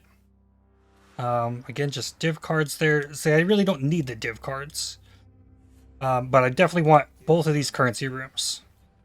This one's got perception, agility, and brute force, so I'm going to get 2 of the ideal members into this one. So this is 8 big reward chests in this one. I do like the Harbingers, and yeah, I'll go ahead and grab 2 of those. I'll need to keep an eye on my rogue markers so I don't spend them all. Do one more random one. Prohibited library. Here, always reveal fragments. Always worth it. You're gonna get sacrifice fragments, offerings to the goddess, random scarabs and whatnot. Trade and SSF, like, these are the most ideal. I do want the Harbinger, even though it's low level. See, I'm kind of torn. I'd normally, like, high level ones, I'm always revealing gems. I think I'm going to go ahead and do it on that one, because we got lockpicking. We can take karst for sure. But yeah, there's that one. Now let's do the higher ones. But 83, we got a bunker here. So I want all of these currencies, ideally. We got lockpicking, we've got engineering, and we have demolition. Demolition is going to force us to take either Vendiri. It's going to force us to take Tibbs or Huck. I guess you would always probably take Tibbs over Huck in this case because you can open 2 on the way back. But it says on the blueprint itself requires demolition level 5. See that over my head? Yeah. This requires demolition level 5 on this. So this one has demolition. We don't know which of the wings requires demolition level 5, but if this one forces us to take Vendiri, we're not going to be able to open all the chests. So it's kind of scary to unveil all these, and like I could get this one. Delirium's good. I can get item level 83 cluster jewels out of that. But it's not as important, but I'm going to go ahead and do it anyways. Let's see. Over here, this one's got doubled up on Blight. Blight, I'm not normally going to go out of my way for. I'm going to go after Catalysts. Because 2 Catalyst chests is a lot of Catalysts, especially if they get duplicated. I love Catalyst rewards, and then there's a bunch more currency. I really want currency, but there's also demolition here as well. Getting forced to take Vendiri is kind of a pain. Take the Catalysts, take the Delirium. I probably over-revealed this specific blueprint. Especially if it's got Demolition 5 on it. So I'll make sure to use this one in looking at the next thing. So let's pop this one in here. This one's 81. I want currency. I want gems. Then div cards, I don't care as much about. I want the Delirium. Over here, I want the Catalysts. I want the Harbinger stuff. Even though it's 81, I can get good maps. I can get good blighted oils. I'm not going to get blighted maps, though. So what I'm going to get out of these is most often scarabs that I can then go run blights and maps, or pretty garbage oils. I don't want to waste my reveals on those. Then over here, I can... Oh, I missed one of these. So over here, I've already got 3 rooms revealed on this one. Demolition, Deception, Perception. So most likely, like I'm definitely I'm taking Giano or I'm taking Niles. There's potential. Demolition says level 3 on it. It's kind of hidden. Make this smaller.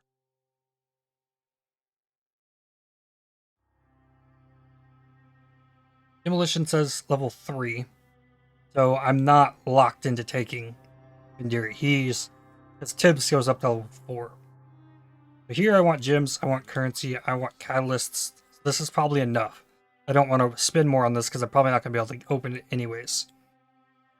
So this is replicas or experimented items. Like, the most valuable things in here are going to be from the end of it. I don't need these things. We'll just take that one. We'll do one more here. Let's get the records office. This one came with talismans. Yeah, this one's huge. Yeah, look at all these. Whoa! It's got 7 fragment rooms. Like, no matter what. This is an 83 blueprint. So, 81 and higher, I believe. These fragment rooms can drop Shaper fragments. They can drop Elder fragments. As well as the Sacrifice fragments. You can get Mortal fragments. You can get Offerings. You can get Scarabs. Like, by far, fragments, you have to reveal them. Like, I get them all. Yeah, it says 7 to 7 revealed. So yeah, that's what I'm looking for first. I'm looking for fragments, and then I'm kind of tiering towards currency and gems, then Harbinger, Catalyst, Delirium. Otherwise, I'd say these things really aren't worth revealing for anything else. Especially if you're tight on markers. Okay, so now I'm going to go ahead and finish all these up, and then we'll go through the process of assigning members in. Okay, so now I got all of everything that I want revealed in all of these blueprints. And I left myself with about 40,000 rogues markers. So that's probably not enough. I probably spent too much on reveals. Because I've got these 2 already revealed blueprints here. Yes. If I put them in here, this one costs 2,000 just to run it. For all the members in the crew. This one costs 1,743. So this would... At that price, is if say they're 2,000 each, that lets me run 20 blueprints, and I have like 40 something here. So I might have spent too much. I pretty much just prioritized. I did every single fragment room. I think I did every single currency room. I was doing a lot of harbingers. I did a bunch of catalysts. And I did the maps room here in this 83 one. But yeah, let's go to the planning room. So before you can run the blueprints, you have to come to the planning table and then put the blueprints that you revealed in. Then comes the difficult part. You have to, well, I guess it's not really difficult. There's kind of a pattern you go through. So here we need Counter-Thaumaturgy, we need Demolition, we need Deception in order to run this wing of the contract. So in here I have to pick one of these 3. I want to take Tibbs for Demolition because if I can't open all of my reward chests, Tibbs can open 2 more on the way back. Counter-Thaumaturgy, perfect. I can take Nanette. I want to take Nanette because Nanette has 20% less raising of alert level. And for Deception, since I still can take Niles, I'll take Niles. So this will give me 20% less raising of alert level, and I can open 3 chests after I take whatever from the end. So that's what I'm trying to do here. Deception, I want Niles there. I would rather take Tibbs. And then for this one, I can take Nanette, but I can also take Karst. So it depends. How many big chests do I have? I got 10 chests. With their gear, that's going to lower them. If I take Nanette, like, as long as... If I take Karst, the cost is going to jump up more because you're taking an extra member. Nanette, since you're already taking her on another one, less cost there. Here we got the same thing. We've got Demolition. We take Niles here, and same thing. This one only has 3 chests that I revealed, so I'm going to take Net again. Here, same thing. We got a demolition. Late. Gonna take the net because we're forced to on that one. I always And worry then late take- even when I'm early. You worry too much. Oh, Counter-Thaumaturgy, I can take the net. That Well, is a we'll take Niles here. monster. I never worry. This one is uniquely Counter-Thaumaturgy, none of the others. So I'm only taking these three. No matter what, like if I were to put Karsta in, the cost is gonna go up. Do you worry about stepping on your shadow? I think even if I were to put him in another one, and they talk to each other. Not my mother. Not See, now that now the cost went down. But I guess Nanette's cost is just generally higher. Is that going Um, to be an issue? Now that Karst is already on the job, it's more cost efficient to take Karst. Quiet. But generally, if you're in a scenario where you can buy rogue markers, it really doesn't matter. I'd rather have Karst on this job because there's lots of chests. And yeah, that's this one. Everything seems to be in order. Go next. One right here. Okay, cool. This one has a lock picking. Always take Karst there. Engineering. We'll take Isla. Engineer reporting. And demolition, we take Tibbs. The usual. Steal all Here we've got the trap things. disarmament. We can take Talina. If you can take Talina, you take Talina. Gadgets with us. Because Talina has 15% or 14% less raising of alert level. The test That can stack with Nanette's 20. I know several. And then for demolition, we take Tibbs, so we can open 2 extra chests. Give me an It's idea. good. Agility, we would take Karst if we can. Would you like to Over, do something with me after this job? Go on. Got plans. Oh, we were forced to take Vendiri on this one. Oh, hello. See, and this one sucks. The new moon approaches. Shall we have that competition of explosion? Talking over me. So here we're forced to take Vendiri because this one's a demolition 5. So this one is going to be difficult no matter what. Because Vendiri has 30% more raising of alert level.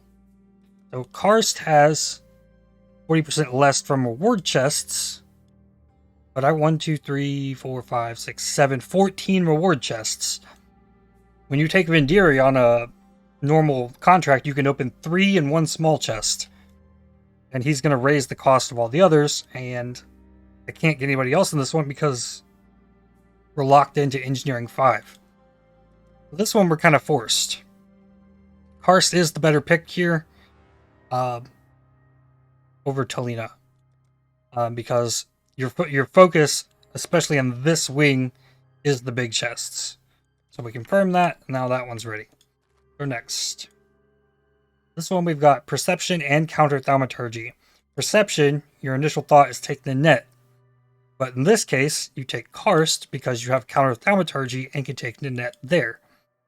And then Engineering, we'll take Isla. Almost the dream team.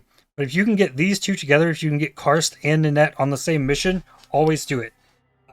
Because this is the best you can get outside of adding Talina in to reduce your cost of... reduce the alert raising level. So it's pretty simple. Just about all the way through these, you're pretty much going to be assigning the same people. Karst is your number 1 priority, then Nanette, then Talina, then Tibbs and Niles, and then if you're forced to take Gianna, Isla, or Vendiri, you do it, but it's never ideal to take them. So in this situation, I'd always take Gianna if I was running a normal heist contract, but since I'm doing a blueprint, Niles is better. Here we can get it. We can take the net for Counter-Thaumaturgy, take Karst for Perception, take Talina for lockpicking. Now we've got the dream team in. So we've got 40% less raising of alert level from chests, and then we have 14% less raising of alert level overall. And then we have Nanette with her 20% less raising of alert level. And then all of their gear, right, is going to have Karst has 12% reduced raising of alert level. Nanette has 11% plus the 5% implicit on both of those. And then Talina's got 11% plus 5%. So we're reducing the alert level with that trio as much as possible, no matter what. If I go into this, I'm going to be able to open every single chest and all of the small chests in this wing, like easily. I could go reveal more stuff in this wing to open up. It's also level 71. If there would have been better things to reveal, I probably would have already revealed them. It sucks to run out of markers and not be able to run the blueprint, because what's most valuable is actually at the end, and you're focused on the reward chests. And almost everything that you can get from these reward chests, you can get other places in the game. It's just kind of like min-maxing. Here we've got, we can take Karst, forced to take Gianna, forced to take Vendiri on our fragment one. That kind of sucks. Fibs in this one, take Gianna, forced trap disarmament, we take Isla, take Niles where we can. This is also why it's important to level up. Like, if I could take Talina for trap disarmament, I'd take her in a heartbeat, because you're trying to get as many big reward chests generally as possible. And the same process is going to go through. If I have to take one of these three, I'm taking Tibbs. If I have to take this, I want Niles. Here I take Nanette. Take Tibbs, we take Niles. And then I'd take Huck here. Because, let's see, this is a laboratory. Laboratory is the one with the rats. The rats give good XP. Huck gives me extra XP. Fine, we'll take Huck on this one. Or we take Isla. Take Isla. We can open more chests before the cooldown goes. Here, we'll take Isla. We'll get Nanette. And then I'm going to take Niles, because you don't want to ever stack two of the same, because in this case their gear isn't going to stack. Once I start running these blueprints, you'll be able to see that the gear, like, it stacks up, because their job speed is going to go through the roof with the stuff that I have. So I don't want to put in a net because it doesn't stack that 20% less. I'd rather get the one additional reveal and the stats from all of Niles' gear to apply to this group. I'm going to do one more here.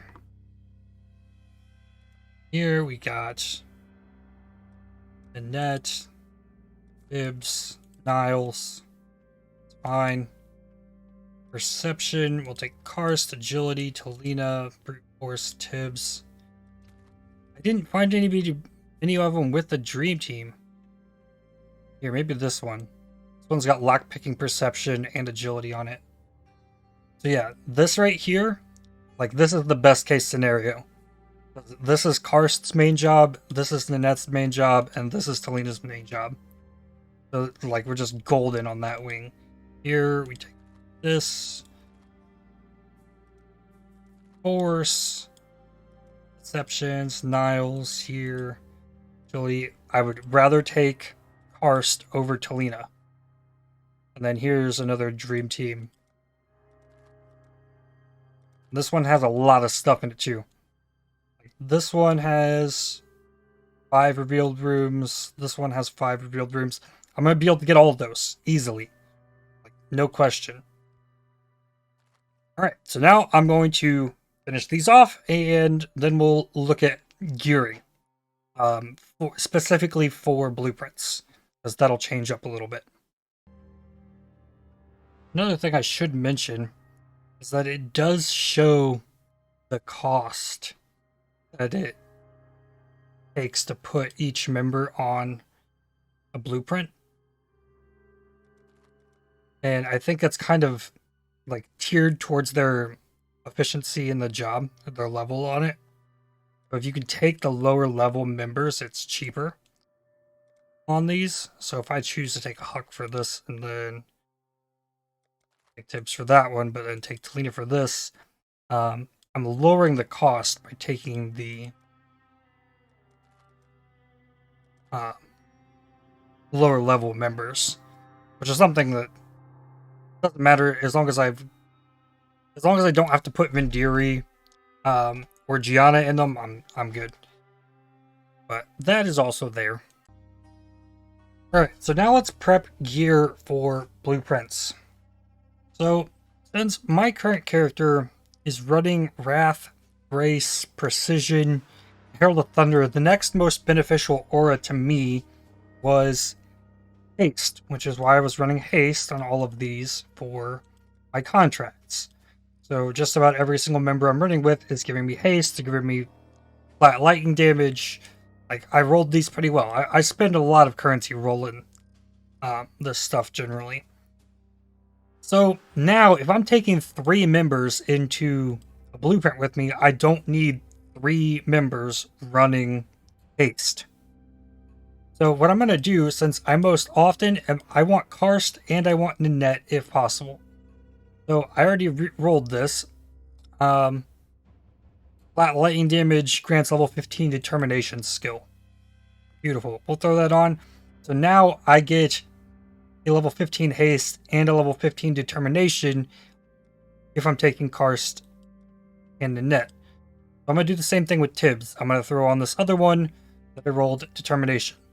So, like, a large majority of my blueprints I'm going to be running with Karst, Tibbs, Talina, Niles, and Nanette. Any of the others I get is just kind of outliers. Most often I'm just running with these 5. So now I have 2 of those set to be running determination. There's nothing else that I really want to like pinpoint in on. I can get Purity of Fire, Cold Lightning, Ice, Lightning for extra flat resistances, but the thing I've suffered from the most is physical damage on this build. I could use ones to roll determination on. Rolling anger could give me flat fire damage, but I'm not scaling it at all. What you do with the heist gear, it's gonna change based on your build. So those are out of the way. Next, we're going to look at what all tools. So here, this one is set up pretty nicely. All that it has is 18% increased job speed, but that's okay. If this could roll increased brute force speed, but instead I have increased job speed. That means any job that Tibbs is on, he's going to give 18% increased job speed to everybody, rather than just brute force. That has it 14% job speed. Here we have 14% job speed. Here's 16% job speed. So yeah, it looks like I didn't settle when I was rolling this. This has 18% job speed. Ours says 15% job speed. Here we've got job speed. Here's job speed. This is only 9% job speed. So maybe let's go ahead and just run through this real quick. These are usually pretty easy to hit. Job speed is going to be a prefix. So this is engineering speed. This is good if I'm only taking Isla on engineering missions. That's good, but it doesn't benefit my entire team if she gets in the blueprint. So we're going to keep rolling here. Now, best case scenario, right? You get this plus 4 seconds to the lockdown timer and then a regal speed. It didn't happen. This isn't worth exalting. But what you're ideally looking for, you're looking for the prefixes. Job speed, flat seconds to cooldown or lockdown timer, and then suffixes that are going to reduce your cost of running your blueprints. There are some really rare things you can get. Use travel fees, nice. +3 to lockdown timer. Oh. Like, I'm not settling for anything less than job speed. I need it better than 9. And it is a prefix. I'll regal +3. No. There we go. 19% job speed. T1. Beautiful. Reduced hiring fee for engineering jobs. Experience gain. RIP. On that one. So here. And we made this better. Slightly. If you add flat seconds to lockdown timer, any amount of increased time before lockdowns scales off that new number. So if you can get things that have job speed and the plus flat, I don't think I have any. Mina's still on a T3 base. I should probably roll this one, but we'll just keep moving on. So for cloaks, we want the same thing that we were trying to roll for when we were normally rolling these. We want reduced raising of alert level from opening chests on Whisper Woven cloaks if possible.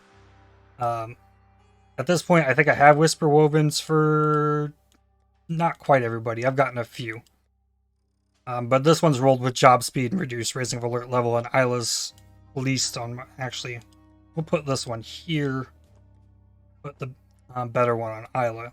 Because I don't want to take Gianna and I don't want to take Indiri, if at all possible. Huck's kind of got his own thing going on. But here we've got 11% reduced alert from opening chests. 12% with job speed. Here we've got 11% with job speed, increased time before cooldown. Like, this is beautiful. I kind of want to divine it to go from 11 to 12 because all of this stacks across all your members. So this isn't just 16% reduced raising of alert level. If I have her in there plus this 17% reduced plus this 17% reduced, like, it stacks so much and you're able to open a lot more. Now the last thing is the brooches.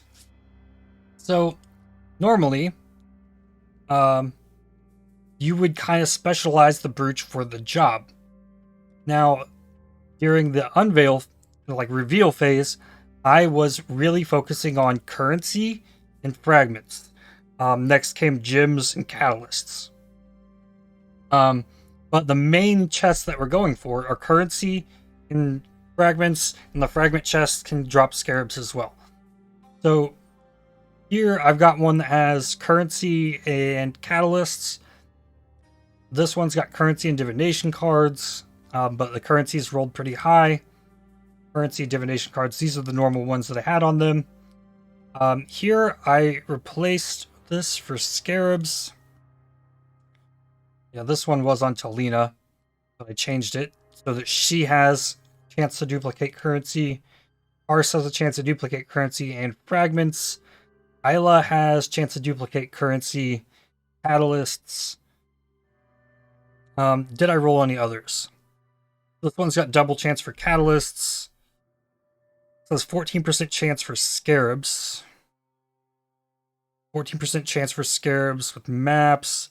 13% currency. It's probably good. And map fragments and scarabs. So I need to find a place to put these two somewhere. So this is 11% currency. So there we're going to put 13% currency with 8% chance to duplicate maps. And then the map fragments and scarabs. I'm going to put here, he has maps and scarabs. So map fragments and scarabs is better. Currency and catalysts. Currency is more valuable than scarabs, I think. Being able to duplicate chaos orbs and whatnot. But now I think I'm ready. Like I said, I could min-max more on the gear piece. But I just want to be having, like, ideally have somebody with haste and somebody with determination. No matter what when I go in there. So, now we run some blueprints. Okay, for this first blueprint, I'm going to run through the full thing. So let's just look at what we have here. We've got reward rooms here, Harbinger, just not much, but then lots of currency in the second one, and then currency and fragments in the other one. And then we have like the dream team here. So you'll get to see like how my gearing kind of all comes together for these blueprints. So you can see that here, like I've got 2 of the terminations and I got 2 of the hastes. So now I got a bunch of armor. It drops to 4% when I'm away from them. So that determination's pretty helpful. So we're going to go down this one first. This is our one with the currency, and each room has 2 chests in it. So let's go. And this one has Helena and Karst. Karst is good for opening the reward chests. Not as much the small chests.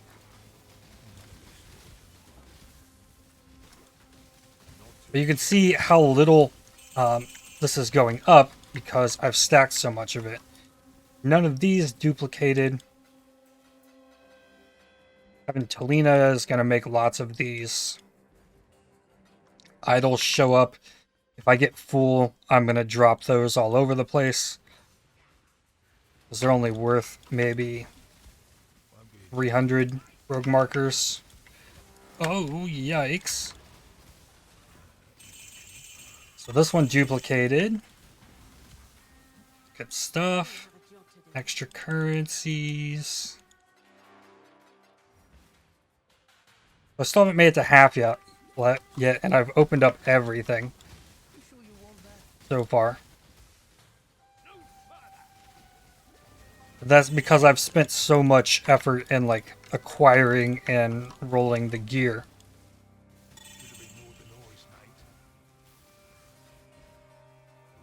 Him to pop through here. Just like watch how fast this opens. The job speed scaling across everybody's gear makes everything open super fast. Vaulted shards. Easy money. More currency that duplicated.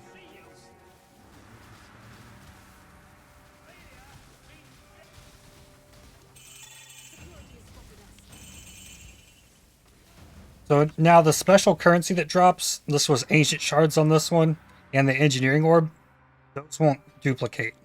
Those just drop. The sextants wouldn't duplicate either. It's just basic currency. Ancient shards or ancient orbs even, for that matter, are harbinger currency. So I opened up everything and I still have... I could have gotten more. Now every single blueprint room has safes at the end, not just the mansion records office and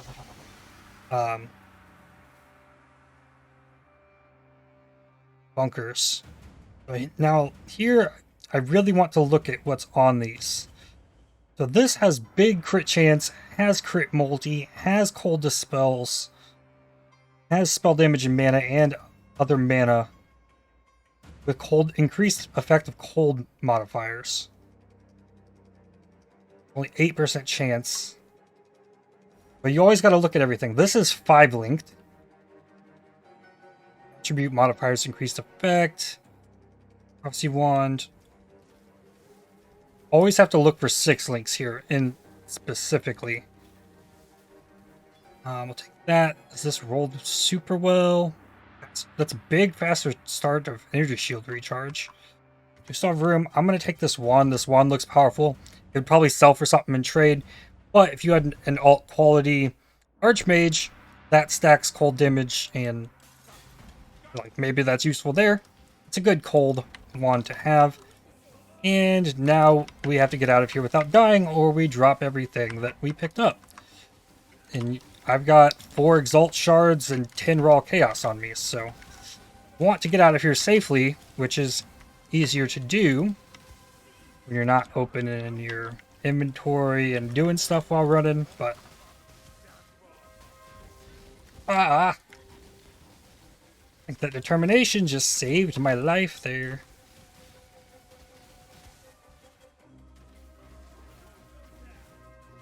And there we go. We made it out. And now we can go back to the Rogue Harbor. I can dump off everything. Dump tab. We go right back in and do the next wing. Here, I want to get my safe here and my safe over here. Then look, this is a 5-link, full dragon scale. It's missing a life roll.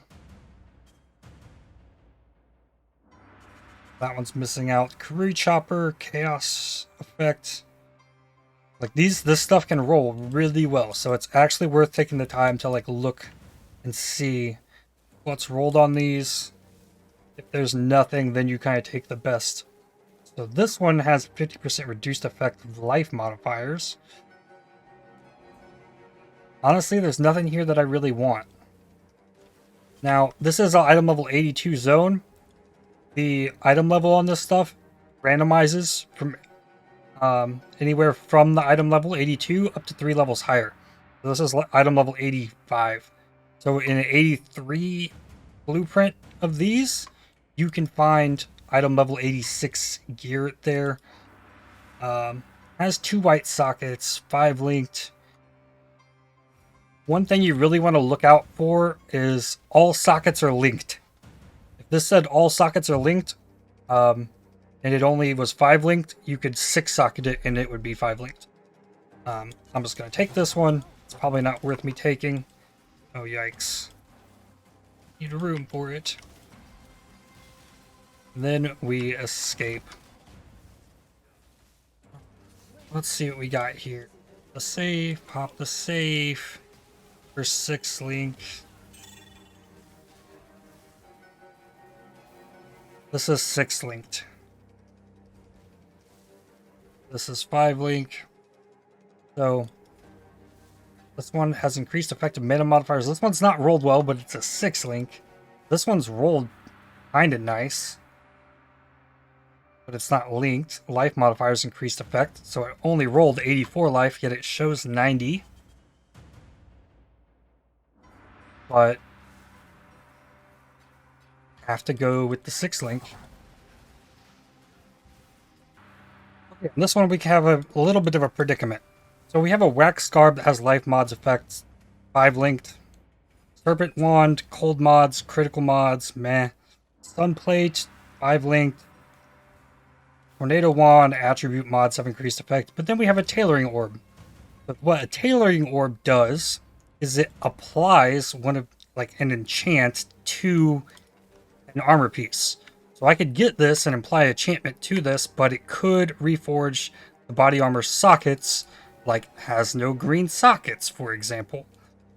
But since I have Vendiri with me, I also have 5 chests out here. If I take this, I can't get any of them. So we know that's there. We have to get that. But I want to get as many of these chests as I can before going down there. We're in 83, so we've got Isla with us, so it's 50% increased time before lockdown, so we have at least 30 seconds here. We'll pop this, 33 seconds. We hit that one, we pop this one, 20 seconds. Can I make it there in 20 seconds?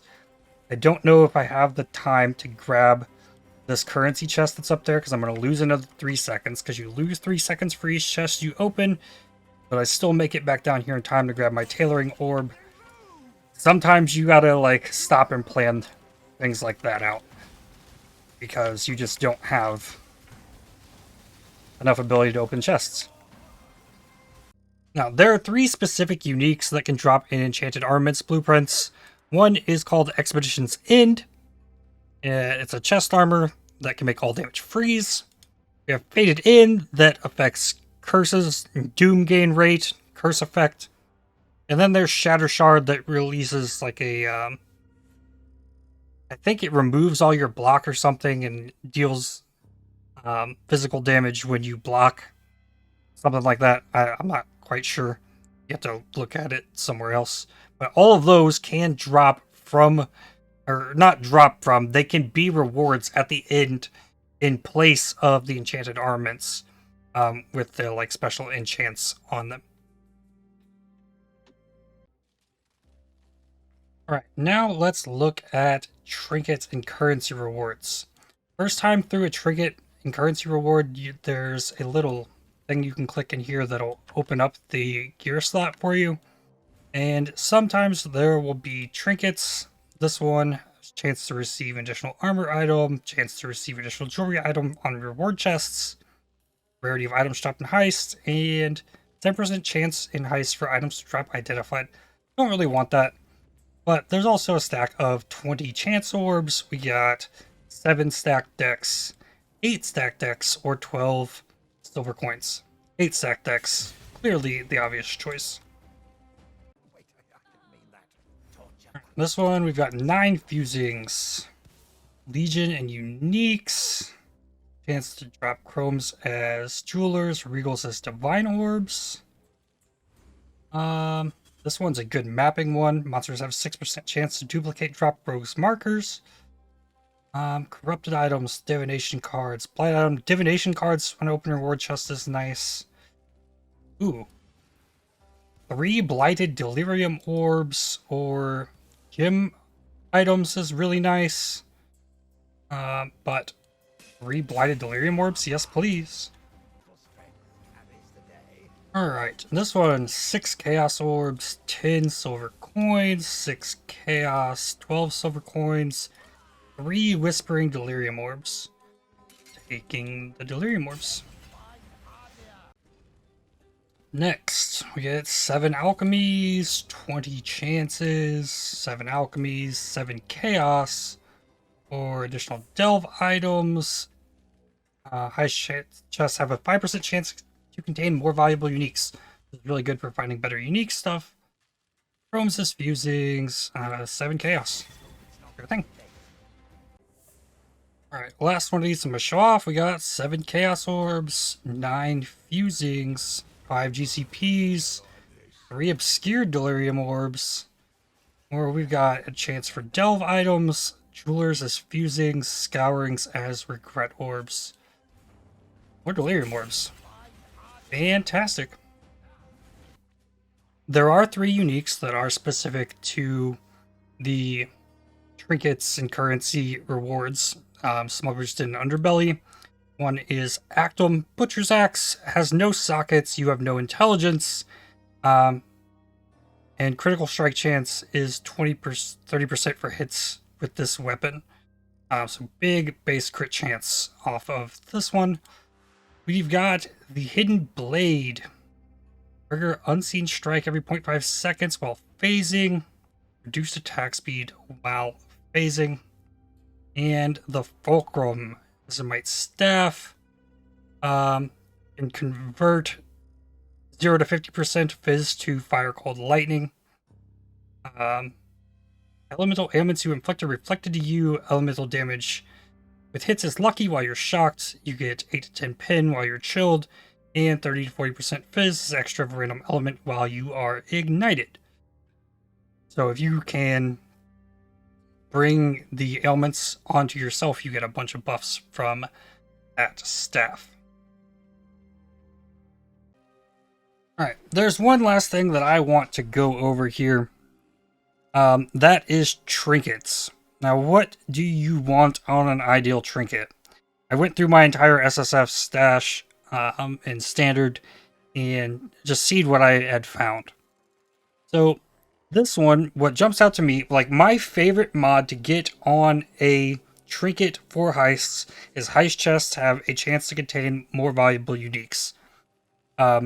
If you want to go run heists and get a Shavs, get a Prism Guardian, get a Carcass Jack, get a Primordial Might, like any of these just like rarer, like unique items, I promise you, like no matter what, like this heist chests have a chance to contain more valuable uniques is the best way to get them. I get so many valuable uniques by running trinkets with that on there.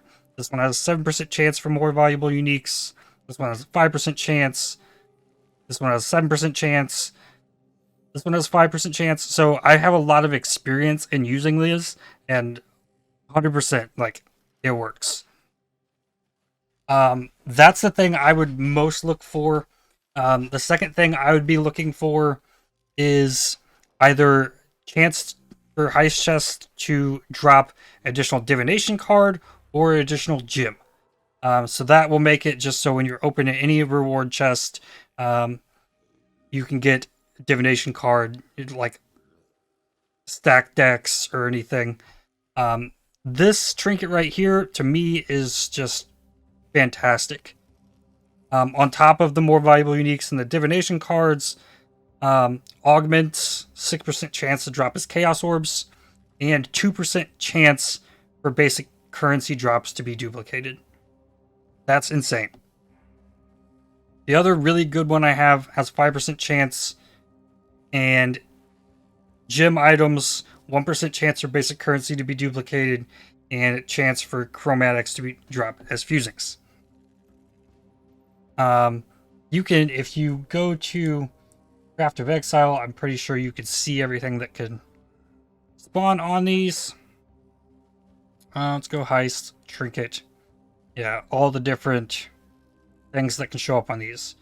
There is really, really rare chance for... You can get up to a 4% chance for Regal Orbs to drop as Exalted Orbs instead. This has a weighting of 2.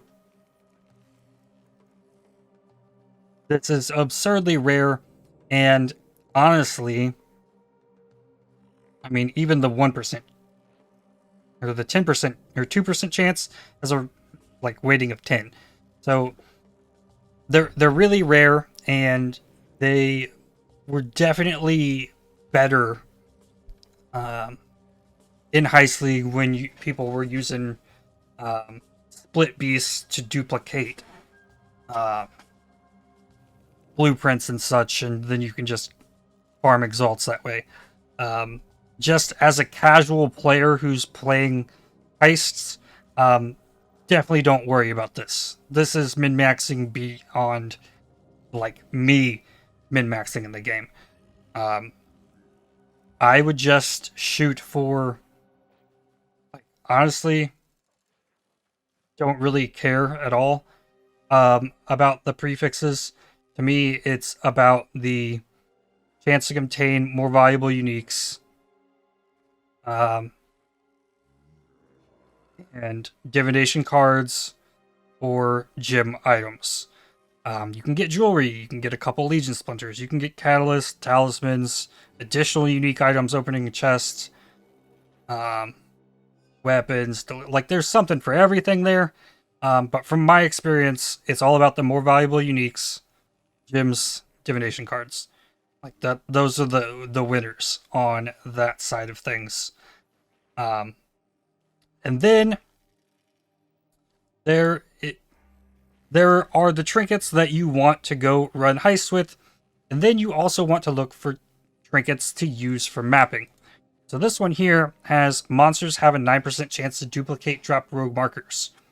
So almost 1 out of every 10 stacks of rogue markers that drop from enemies, you're going to get one of them duplicated. Now, that's not the only one. There's also a Smuggler's Cache have 7% chance to duplicate rogue markers. Ideally, you want to get both of those mods on a trinket. That's the one you would use to run maps.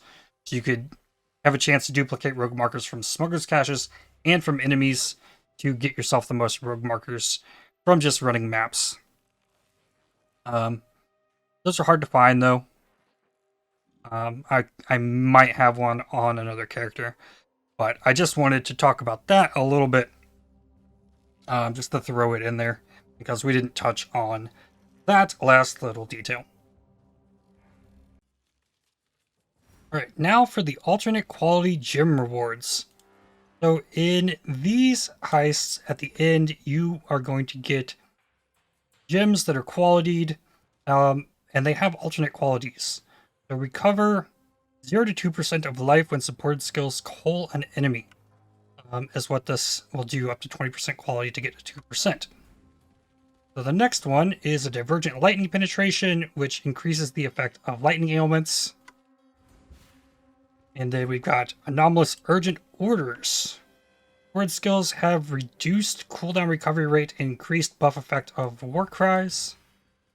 We got an anomalous sunder. Wave has 0 to 10% reduced delay between areas. And divergent spectral throw reduces projectile speed but can fire an additional arrow at 20% quality. So it's, unless it's something that's directly beneficial to you, it's kind of hard to see like, okay, what of these should I take? So something that I like to do is I like to go to PoEDB and I will search these like urgent order support. So these gyms, it'll show up here. Right, if you scroll, nope, don't need to scroll down, I guess. Oh, right here. It's right here. So here, it'll show the superior quality. It'll show the anomalous quality, and the weighting of it is 100. And then there's a divergent quality that has a weighting of 5. So this is 20 times rarer than the anomalous version. The one I had was anomalous. So that I can see that it's common. I don't have to try and price check it, because some people have different level gyms, different quality gyms. It can be hard to price check. So this one is not the super rare one, so I'm not going to worry about that one. So let's look at lightning penetration. There's 2 that have equal weightings. Increased effective ailments. Chance to shock. Okay. What else do we have? We had Sunder. There has a couple.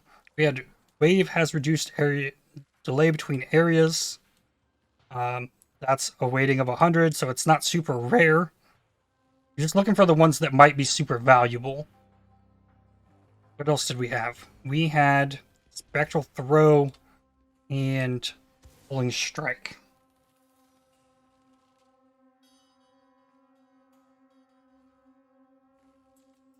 Spectral Throw. Here we go. Divergent. Reduced projectile speed, fires an additional projectile, has the lowest weighting. So this is the rarest version of the alternate quality spectral throws. So this is a good possibility that I take that one. And the other one was Calling Strike. And I'm not expecting this one to be worth anything. This one has a lower weighting than the other one. But we've seen that this chance for an additional projectile on Spectral Throw is rarer, so I will take that one, and we get out. Alright, let's do another one. We have Anomalous Ignite Proliferation Support, which gives support skills increased area of effect. We got Anomalous Arcane Surge. Arcane Surge grants increased mana regeneration rate. Divergent Kinetic Blast. Give projectiles gain increased area of effect after forking. Interesting. Divergent Defiance Banner gives it increased skill effect duration, which would increase the duration that you taunt nearby enemies per stage. That's nice. And Divergent Hypothermia. Enemies frozen by supported skills have -4 to cold res. That sounds really good just right off the bat. So it'll go here. And Hypothermia.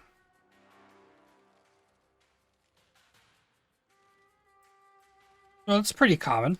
Not super rare. It might be beneficial to me in SSF, but I have to check to see like if I can potentially sell them. Defiance Banner.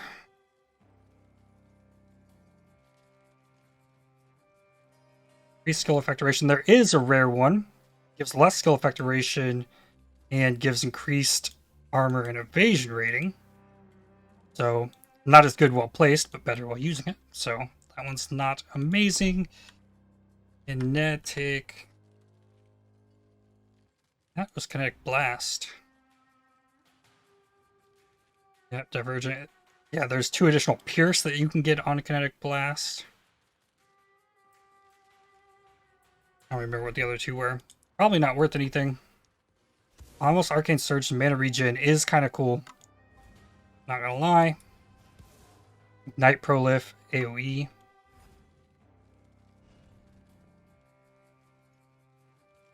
Night Pro.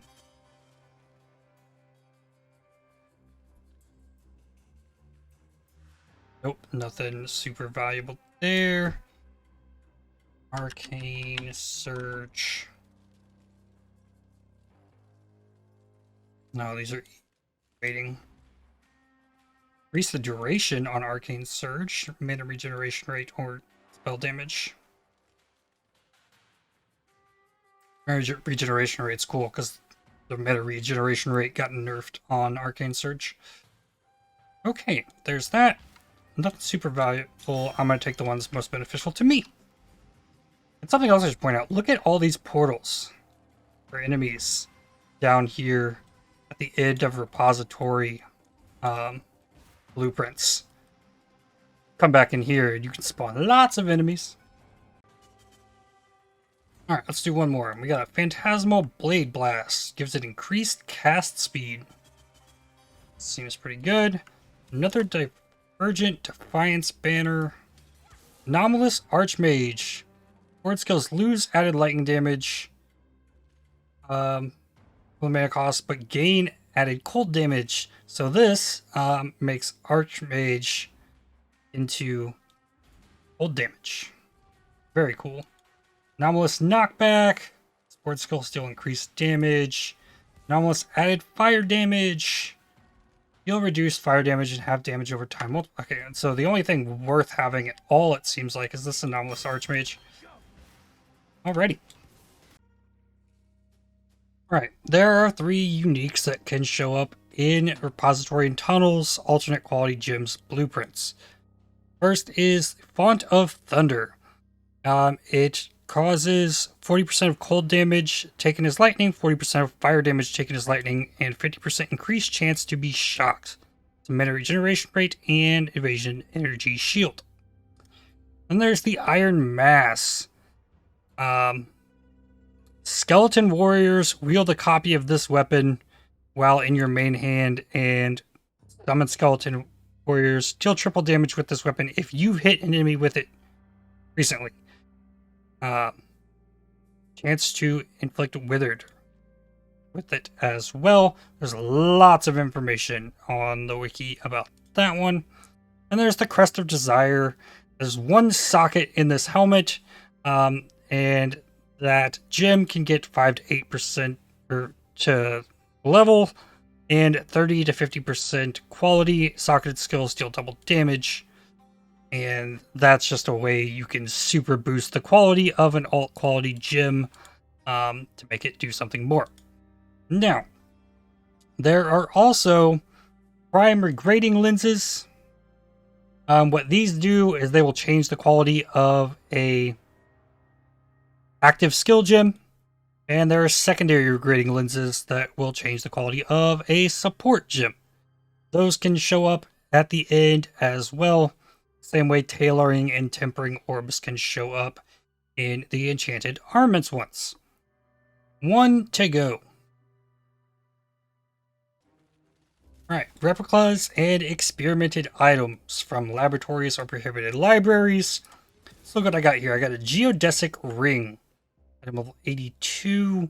What this does is allows you to put 1 additional prefix and 1 additional suffix on it, and these can be influenced if you take it out of here. We got a mech alarm belt. This triggers a summon taunting contraption when you use a flask, so it'll taunt stuff for you. Malign fangs. This is a claw that has flat chaos damage to it. Hogwork ring, additional suffix but -1 prefix. Item level 84.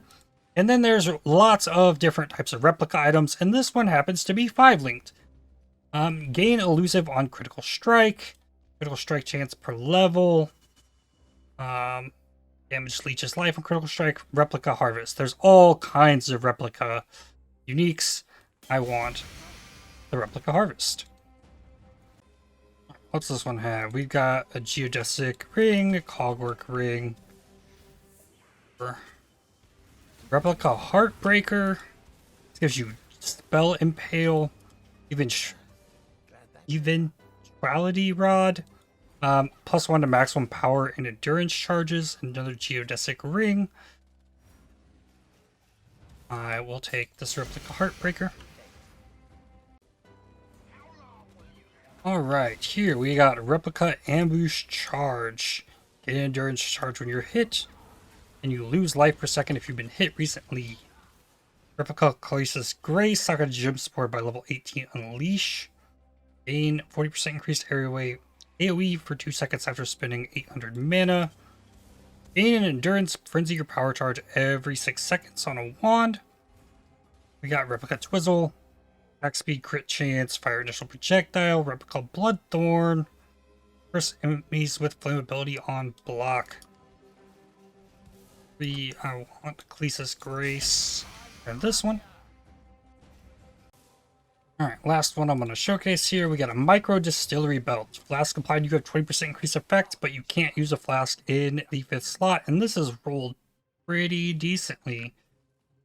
T2 Belly with attacks, T2 life, T2 ES.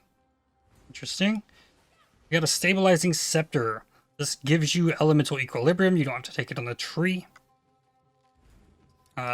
We've got Void Fangs, the higher level of the claw with flat chaos damage.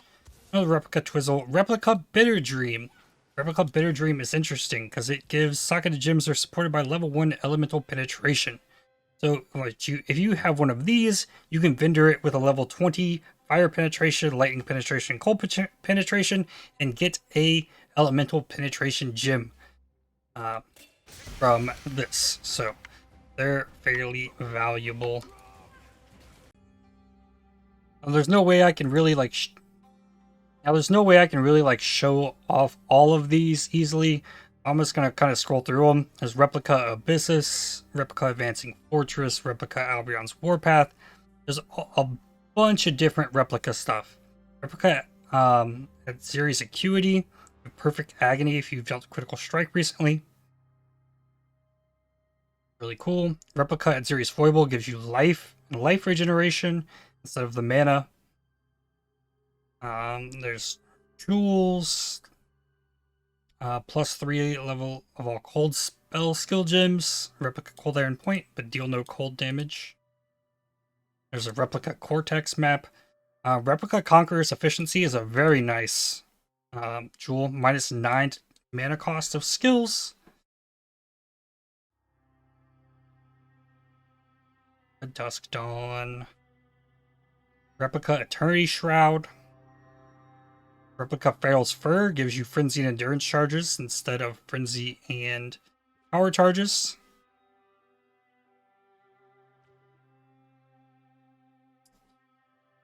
Replica Forbidden Shako does not exist anymore. The Forbidden Shako is that now. There's a Replica Headhunter. Gives you mods off magic monsters.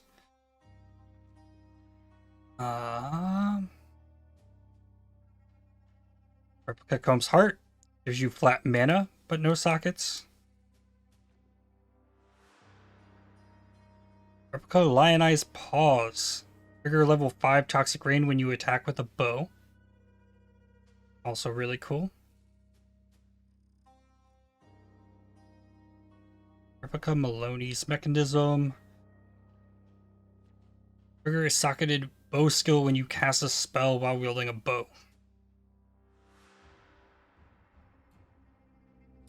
Replica Paradoxica. Doesn't have the double damage, but you get lots of veiled stuff. Replica Perfect Form gives you Hollow Palm Technique. Replica Primordial Might, -1 numbers summon golems, but makes them aggressive and lots of stuff. Replica Prism Weave, flat damage to spells. Very nice. Replica Krillwain gives you Saga Gem supported by level 1 Arrow Nova. Very cool.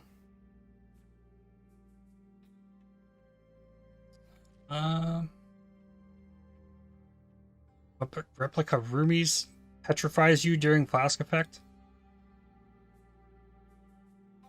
Replica Shrouded Lightless gives you 6 abyssal sockets in it. Just really interesting. Eldritch Battery during Flask effect. Eldritch Battery on Replica Soul Taker.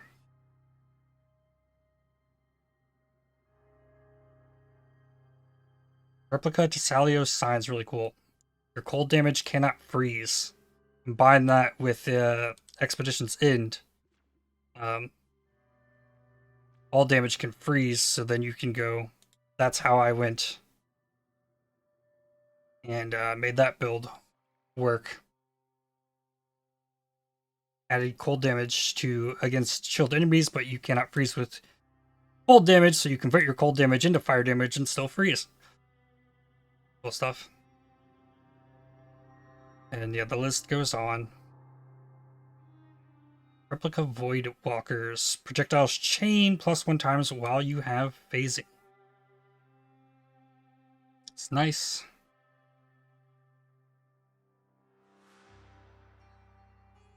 Enemies frozen by you take 20% increased damage.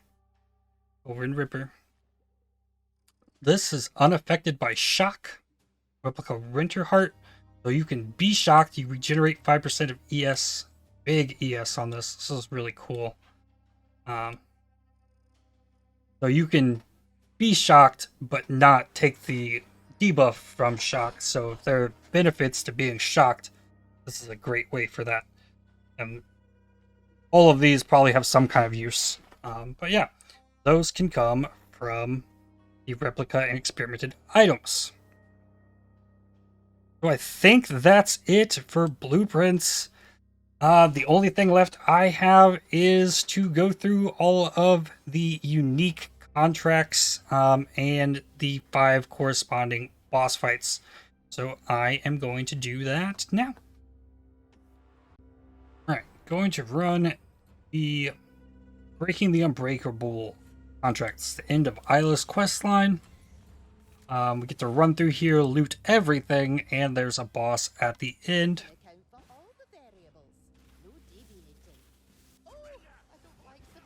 Okay, lots of chests. They're pretty typical for Isla missions as well, especially around these trap things.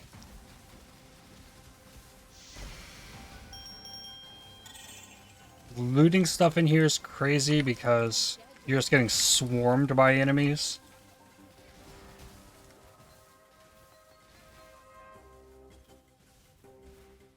Those things.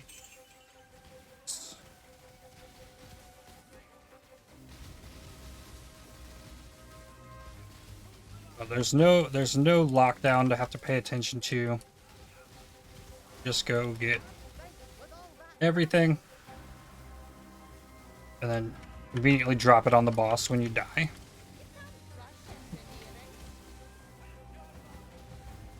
This boss is pretty simple though.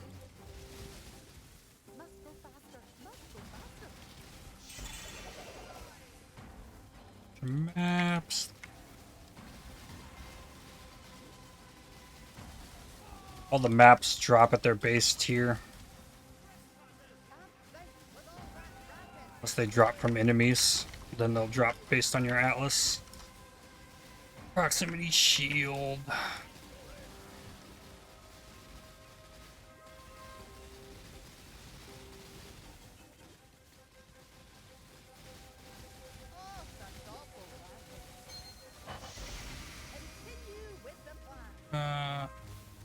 Those.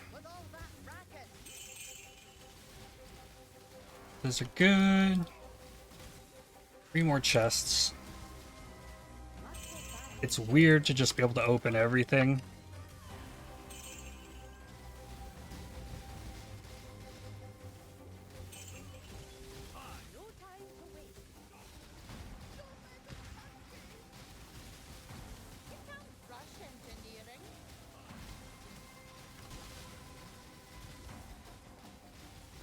Alright, then onto the boss. Now I can't drop a portal because I'm in a heist. So if we die, we have to run this back all the way to the boss. But we're not limited on portals. We can try as long as it takes. So this boss is much like the Synthesis rewritten boss.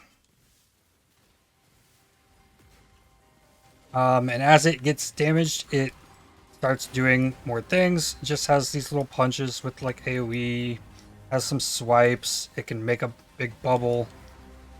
So as it gets more damage, it starts connecting beams to these outer little pylons. And they will kind of explode.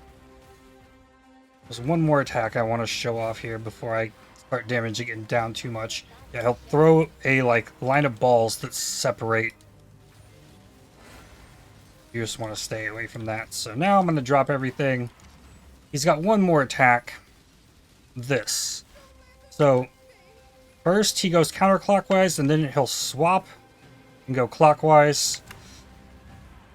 And yeah, you gotta not die to that.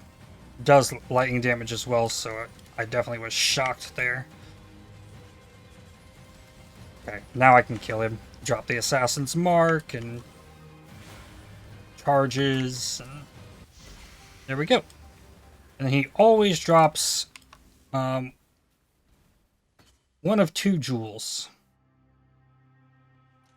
This one is called Apex Mode. Those spells which have gained intensity recently gain 1 intensity every 0.5 seconds. So you gain increased intensity stacks with this. And then there is another one called Nadir Mode, which you lose intensity if you've gained intensity recently, but you get increased critical strike chance for intensity. This one lowers your crit chance, but you gain stacks of intensity faster, and this one gives you crit chance, but you lose stacks of intensity. You'll always get one of these from the boss, every single time. Alright, up next, the Slaver King Vigilante contract. The end of Wakano's questline, we have to defeat Frederick Torolo. Force level 3, so we get to pick somebody to take. We can take Puck for extra damage. He gives buff. We can take Tibbs. I'm taking Tibbs because Tibbs has my Fine Sharpening Stone with level 15 determination and some life regen. I want that. Boss fight. The end of this. So, similar to the other unique contracts, we can just loot everything as we go. Don't have to worry. The smugglers did too, so it's not as deadly as the bunker to get through here. Alright, now we go into the body pit. I'm not too familiar with what this boss does, but we're going to go for it. Frederick Torolo, Slave Merchant. He has a sort of flail. He leaps.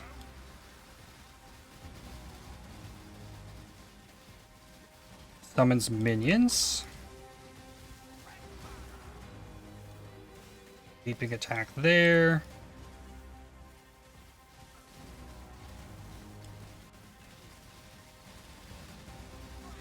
Just been attacking Tibbs. That looked scary.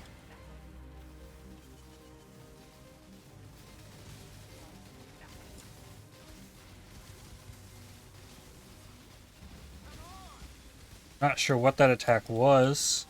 Okay, here we go. This, he summons a bunch of spikes above his head. You gotta run around him to not get hit by those. You can tell when he's summoning the enemies. It looks like he's like exploding enemies when he does that. He has a like Warcry effect. It's gray, like that. That's him summoning enemies. There are the spikes. Alright. I think I'm fine to down now.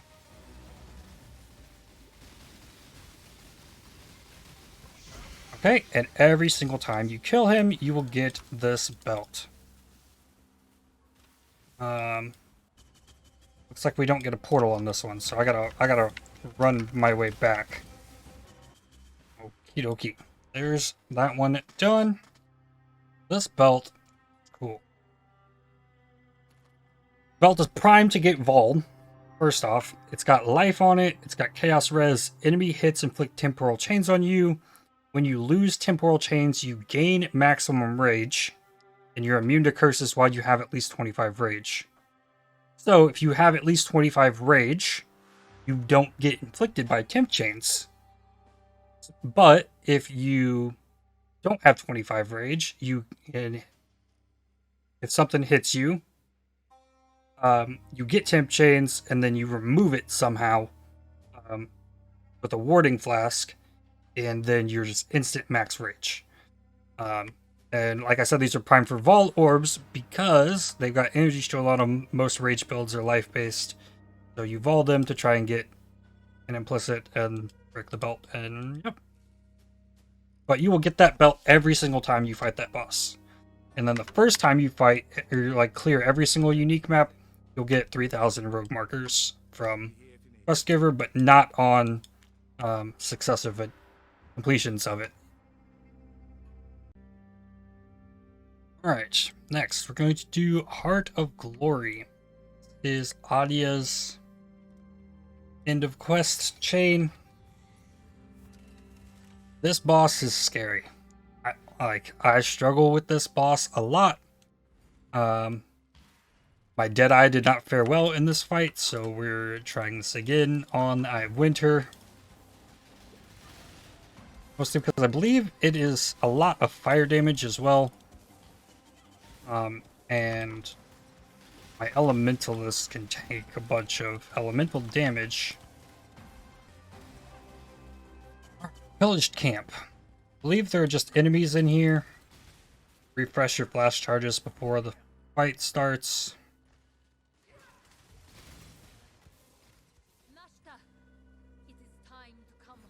Buttons here. There are several attacks here that Nashta has. I believe everything's an attack.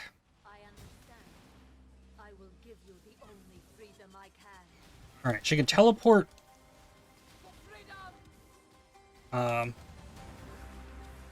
First big attack she's going to do, it's going to have a pulse outside of her, followed by a very highly ranged attack.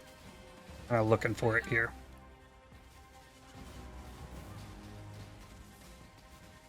I don't want to get hit by it. That, and then that. So it's like a ring around her that she hits all of that area, and then a like targeted long range attack. And then there's that Sun's Fury that just does a stupid amount of damage if you get hit with that. And if you die, you can try this fight as many times as you need. You can just run it back. I've yet to get hit by that attack and not die. But unlike map, we can just try as many times as we need. And keep... Ooh, that was dangerous. I got spell suppression on this build though. So, like, if it was a spell, like, I don't know where my Aegis was, but... So it's called Heart's Flame.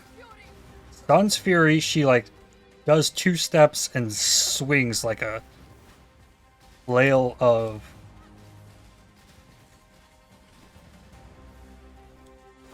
fire damage.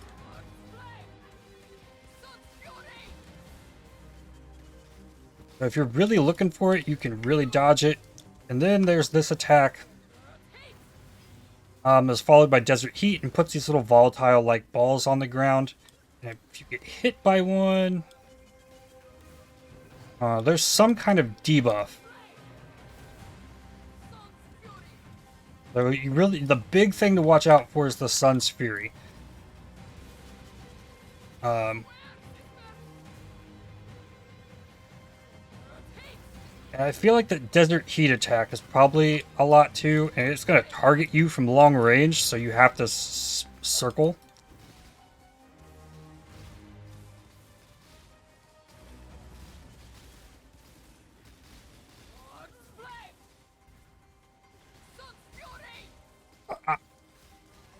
So that's the big thing to dodge. If you can dodge the Sun's Fury, this fight's not that bad.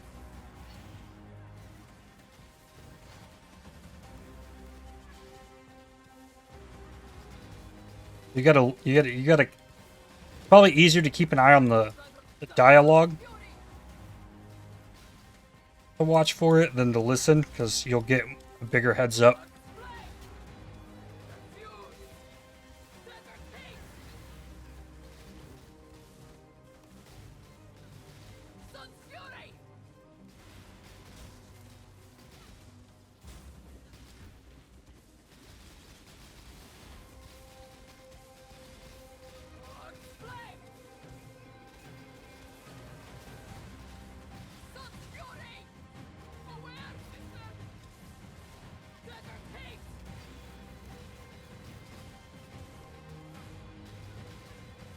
Alright, the second attempt at this fight for me went way better. Deadeye's just a little bit too squishy. So, every single time you kill this boss, you will get a helmet called the Fledgling. This is a pretty sought after helmet, especially early on in leagues. It gets pretty common as these contracts get pretty common as people get through their heist progression. What this helmet does is give you Far Shot, which causes projectiles deal more damage the further they travel. Cannot collide with enemies at close range. Gives you increased projectile damage and increased projectile speed. This is really good with Spectral Helix. I think this is pretty sought after early in the league for Spectral Helix. Currently in the league, it's 1 to 2 Chaos probably. Early on in the league, I sold one of these for like 6 Exalts on like day 2 of the league. So people look for this really early, especially people that are like really playing Spectral Helix. This adds a lot of potential damage. Something like that. And I'll put it with the other one. Like every time you kill her, you'll get one of those.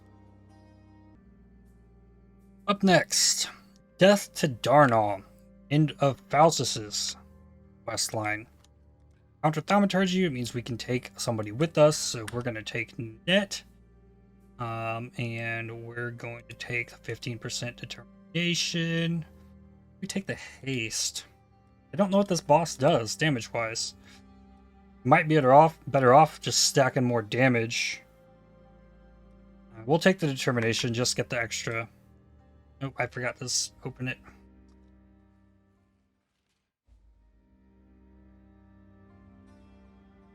So we'll take the net with the determination. With all my golem buddies. This, I think determination is going to put me at a pretty nice 42% physical damage reduction. I like it. Alright, we're just going to rush down this boss. Alright, Darnaw's Landing. Can't drop a portal here even if I brought one, so if we die, we're going to have to run this back. Admiral Darnaw. I believe he does lots of cold damage, which is why I brought the Elementalist in here. Because I get an extra buffer for elemental damage.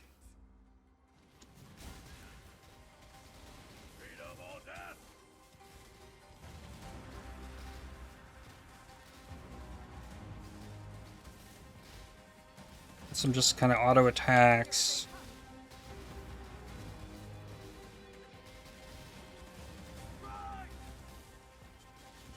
That was like a Molten Strike looking thing that had range on it.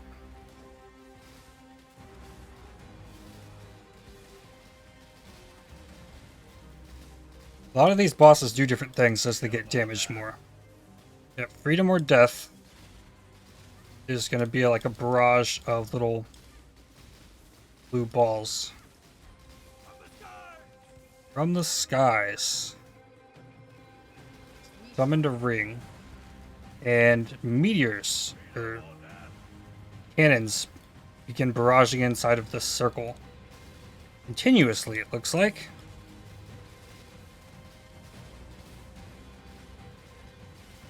It's not what I was expecting. Death from below. Okay, now we've got all these twisters. Does ticking cold damage. But the circle moves when he falls from the skies again.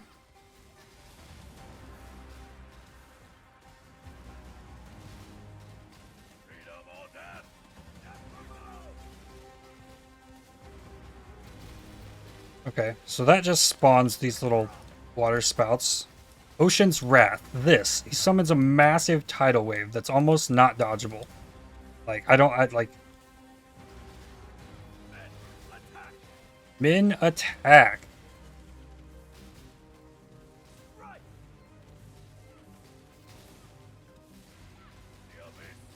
The Abyss call. So he's got, like, at some point, he starts having different callouts for his attacks. Drown. It does not do too much damage. I took about 2,500 damage there. I don't know if it was physical damage. Like, I mean, I took, like, elemental damage from that. I actually want to see it again.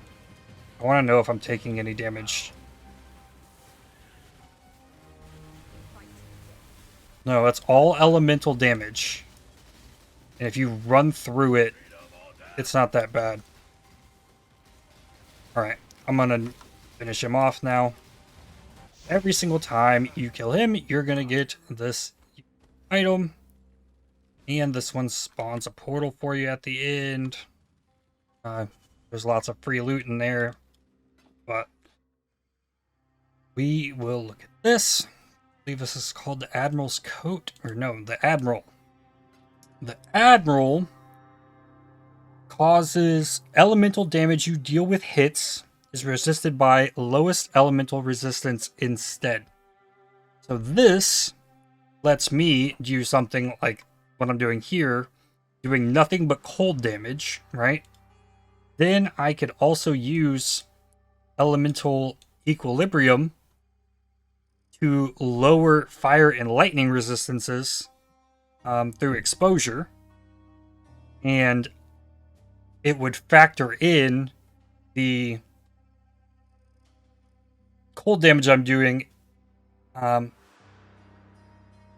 with respect to their fire or lightning resistance. Interesting chest. Not great for survivability, but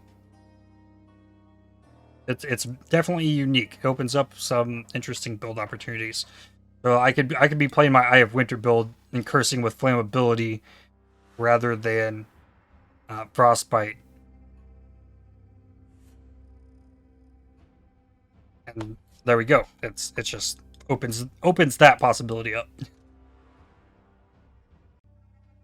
All right, last one, the twins. End of Kurai's quest line. Oh.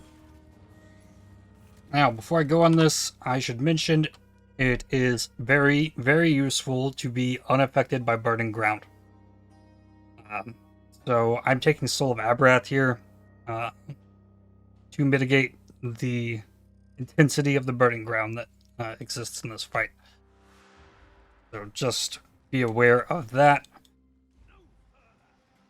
Alright, what do we got here? This is level 83 zone. I'm not going to do too much stuff here. I'm going to grab this currency, grab the fragments, and then rush down the boss. Actually, this one's pretty short compared to the last one. I had quite a run to the last one. I need a flask charges gained on hit life flask. Gained win hit life flask.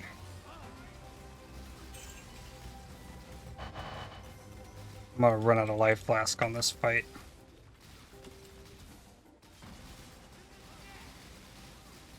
I'm just gonna go get a new flask.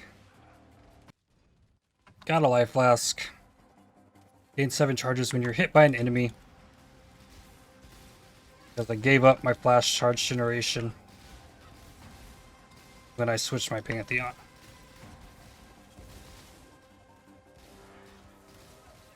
Now, let's go fight the twins. I think all of my flasks are gain charge when hit, yeah. Let's go. Vincent and Victorio Vox. Lady Kudai, how nice of you to join us. Unfortunately, the party has drawn to a close. But the fun Ah. is just beginning. You petulant, overgrown children. Today, you face justice. Okay. So we have to fight both Vinny and Victorio Vox. Now, they're constantly going to swap. Right now, Vic is at range, and Vinny is doing melee damage. So the fight gets harder as it goes on. And they're going to keep swapping. I'm going to swap quite a few times. So now Victorio is going to come in here.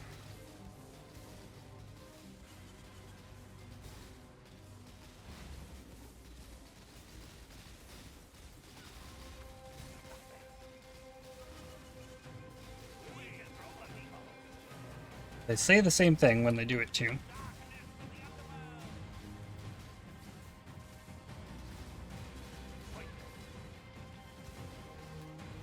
So Victorio does like fire type damage. He rains down this burning ground, which is why you want the immune to burning ground, because this arena gets pretty small by the end.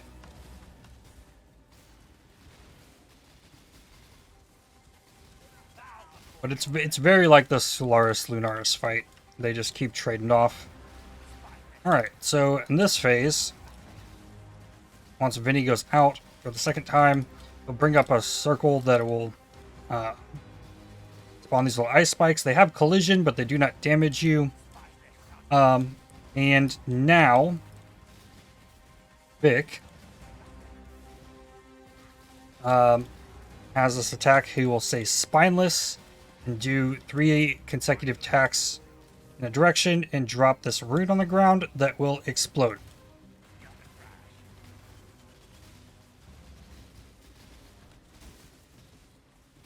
That's pretty much the gist of everything to know about this fight. And they're going to swap again. And Vinny has the same kind of attack.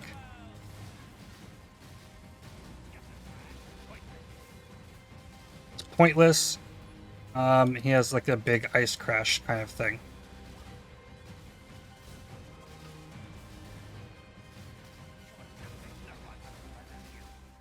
Okay, we're swapping back in.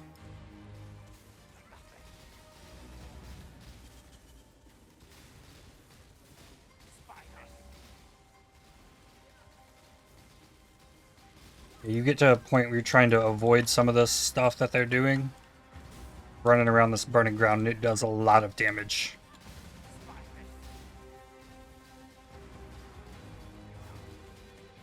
I guess you technically probably could focus one of them down.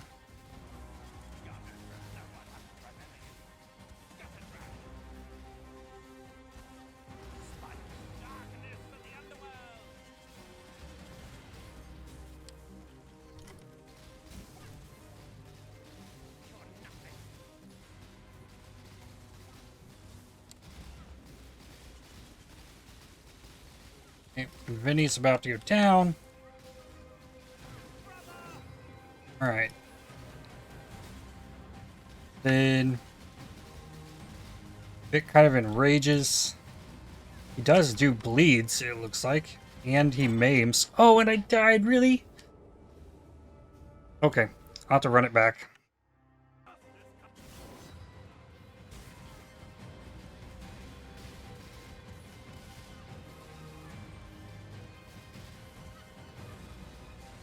So I wonder actually if Vic is blowing up the crystals and causing them to explode. Let's see. Oh, I don't know. It went away on the explosion. But it's quite a big AoE. He gets extremely more tanky in this last phase too, once his brother is dead.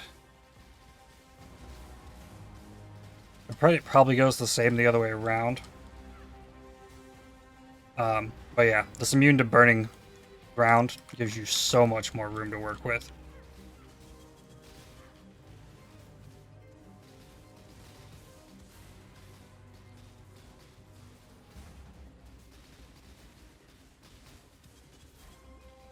Yeah, it blew up the ice spike. Oh, I didn't put any of my stuff back on.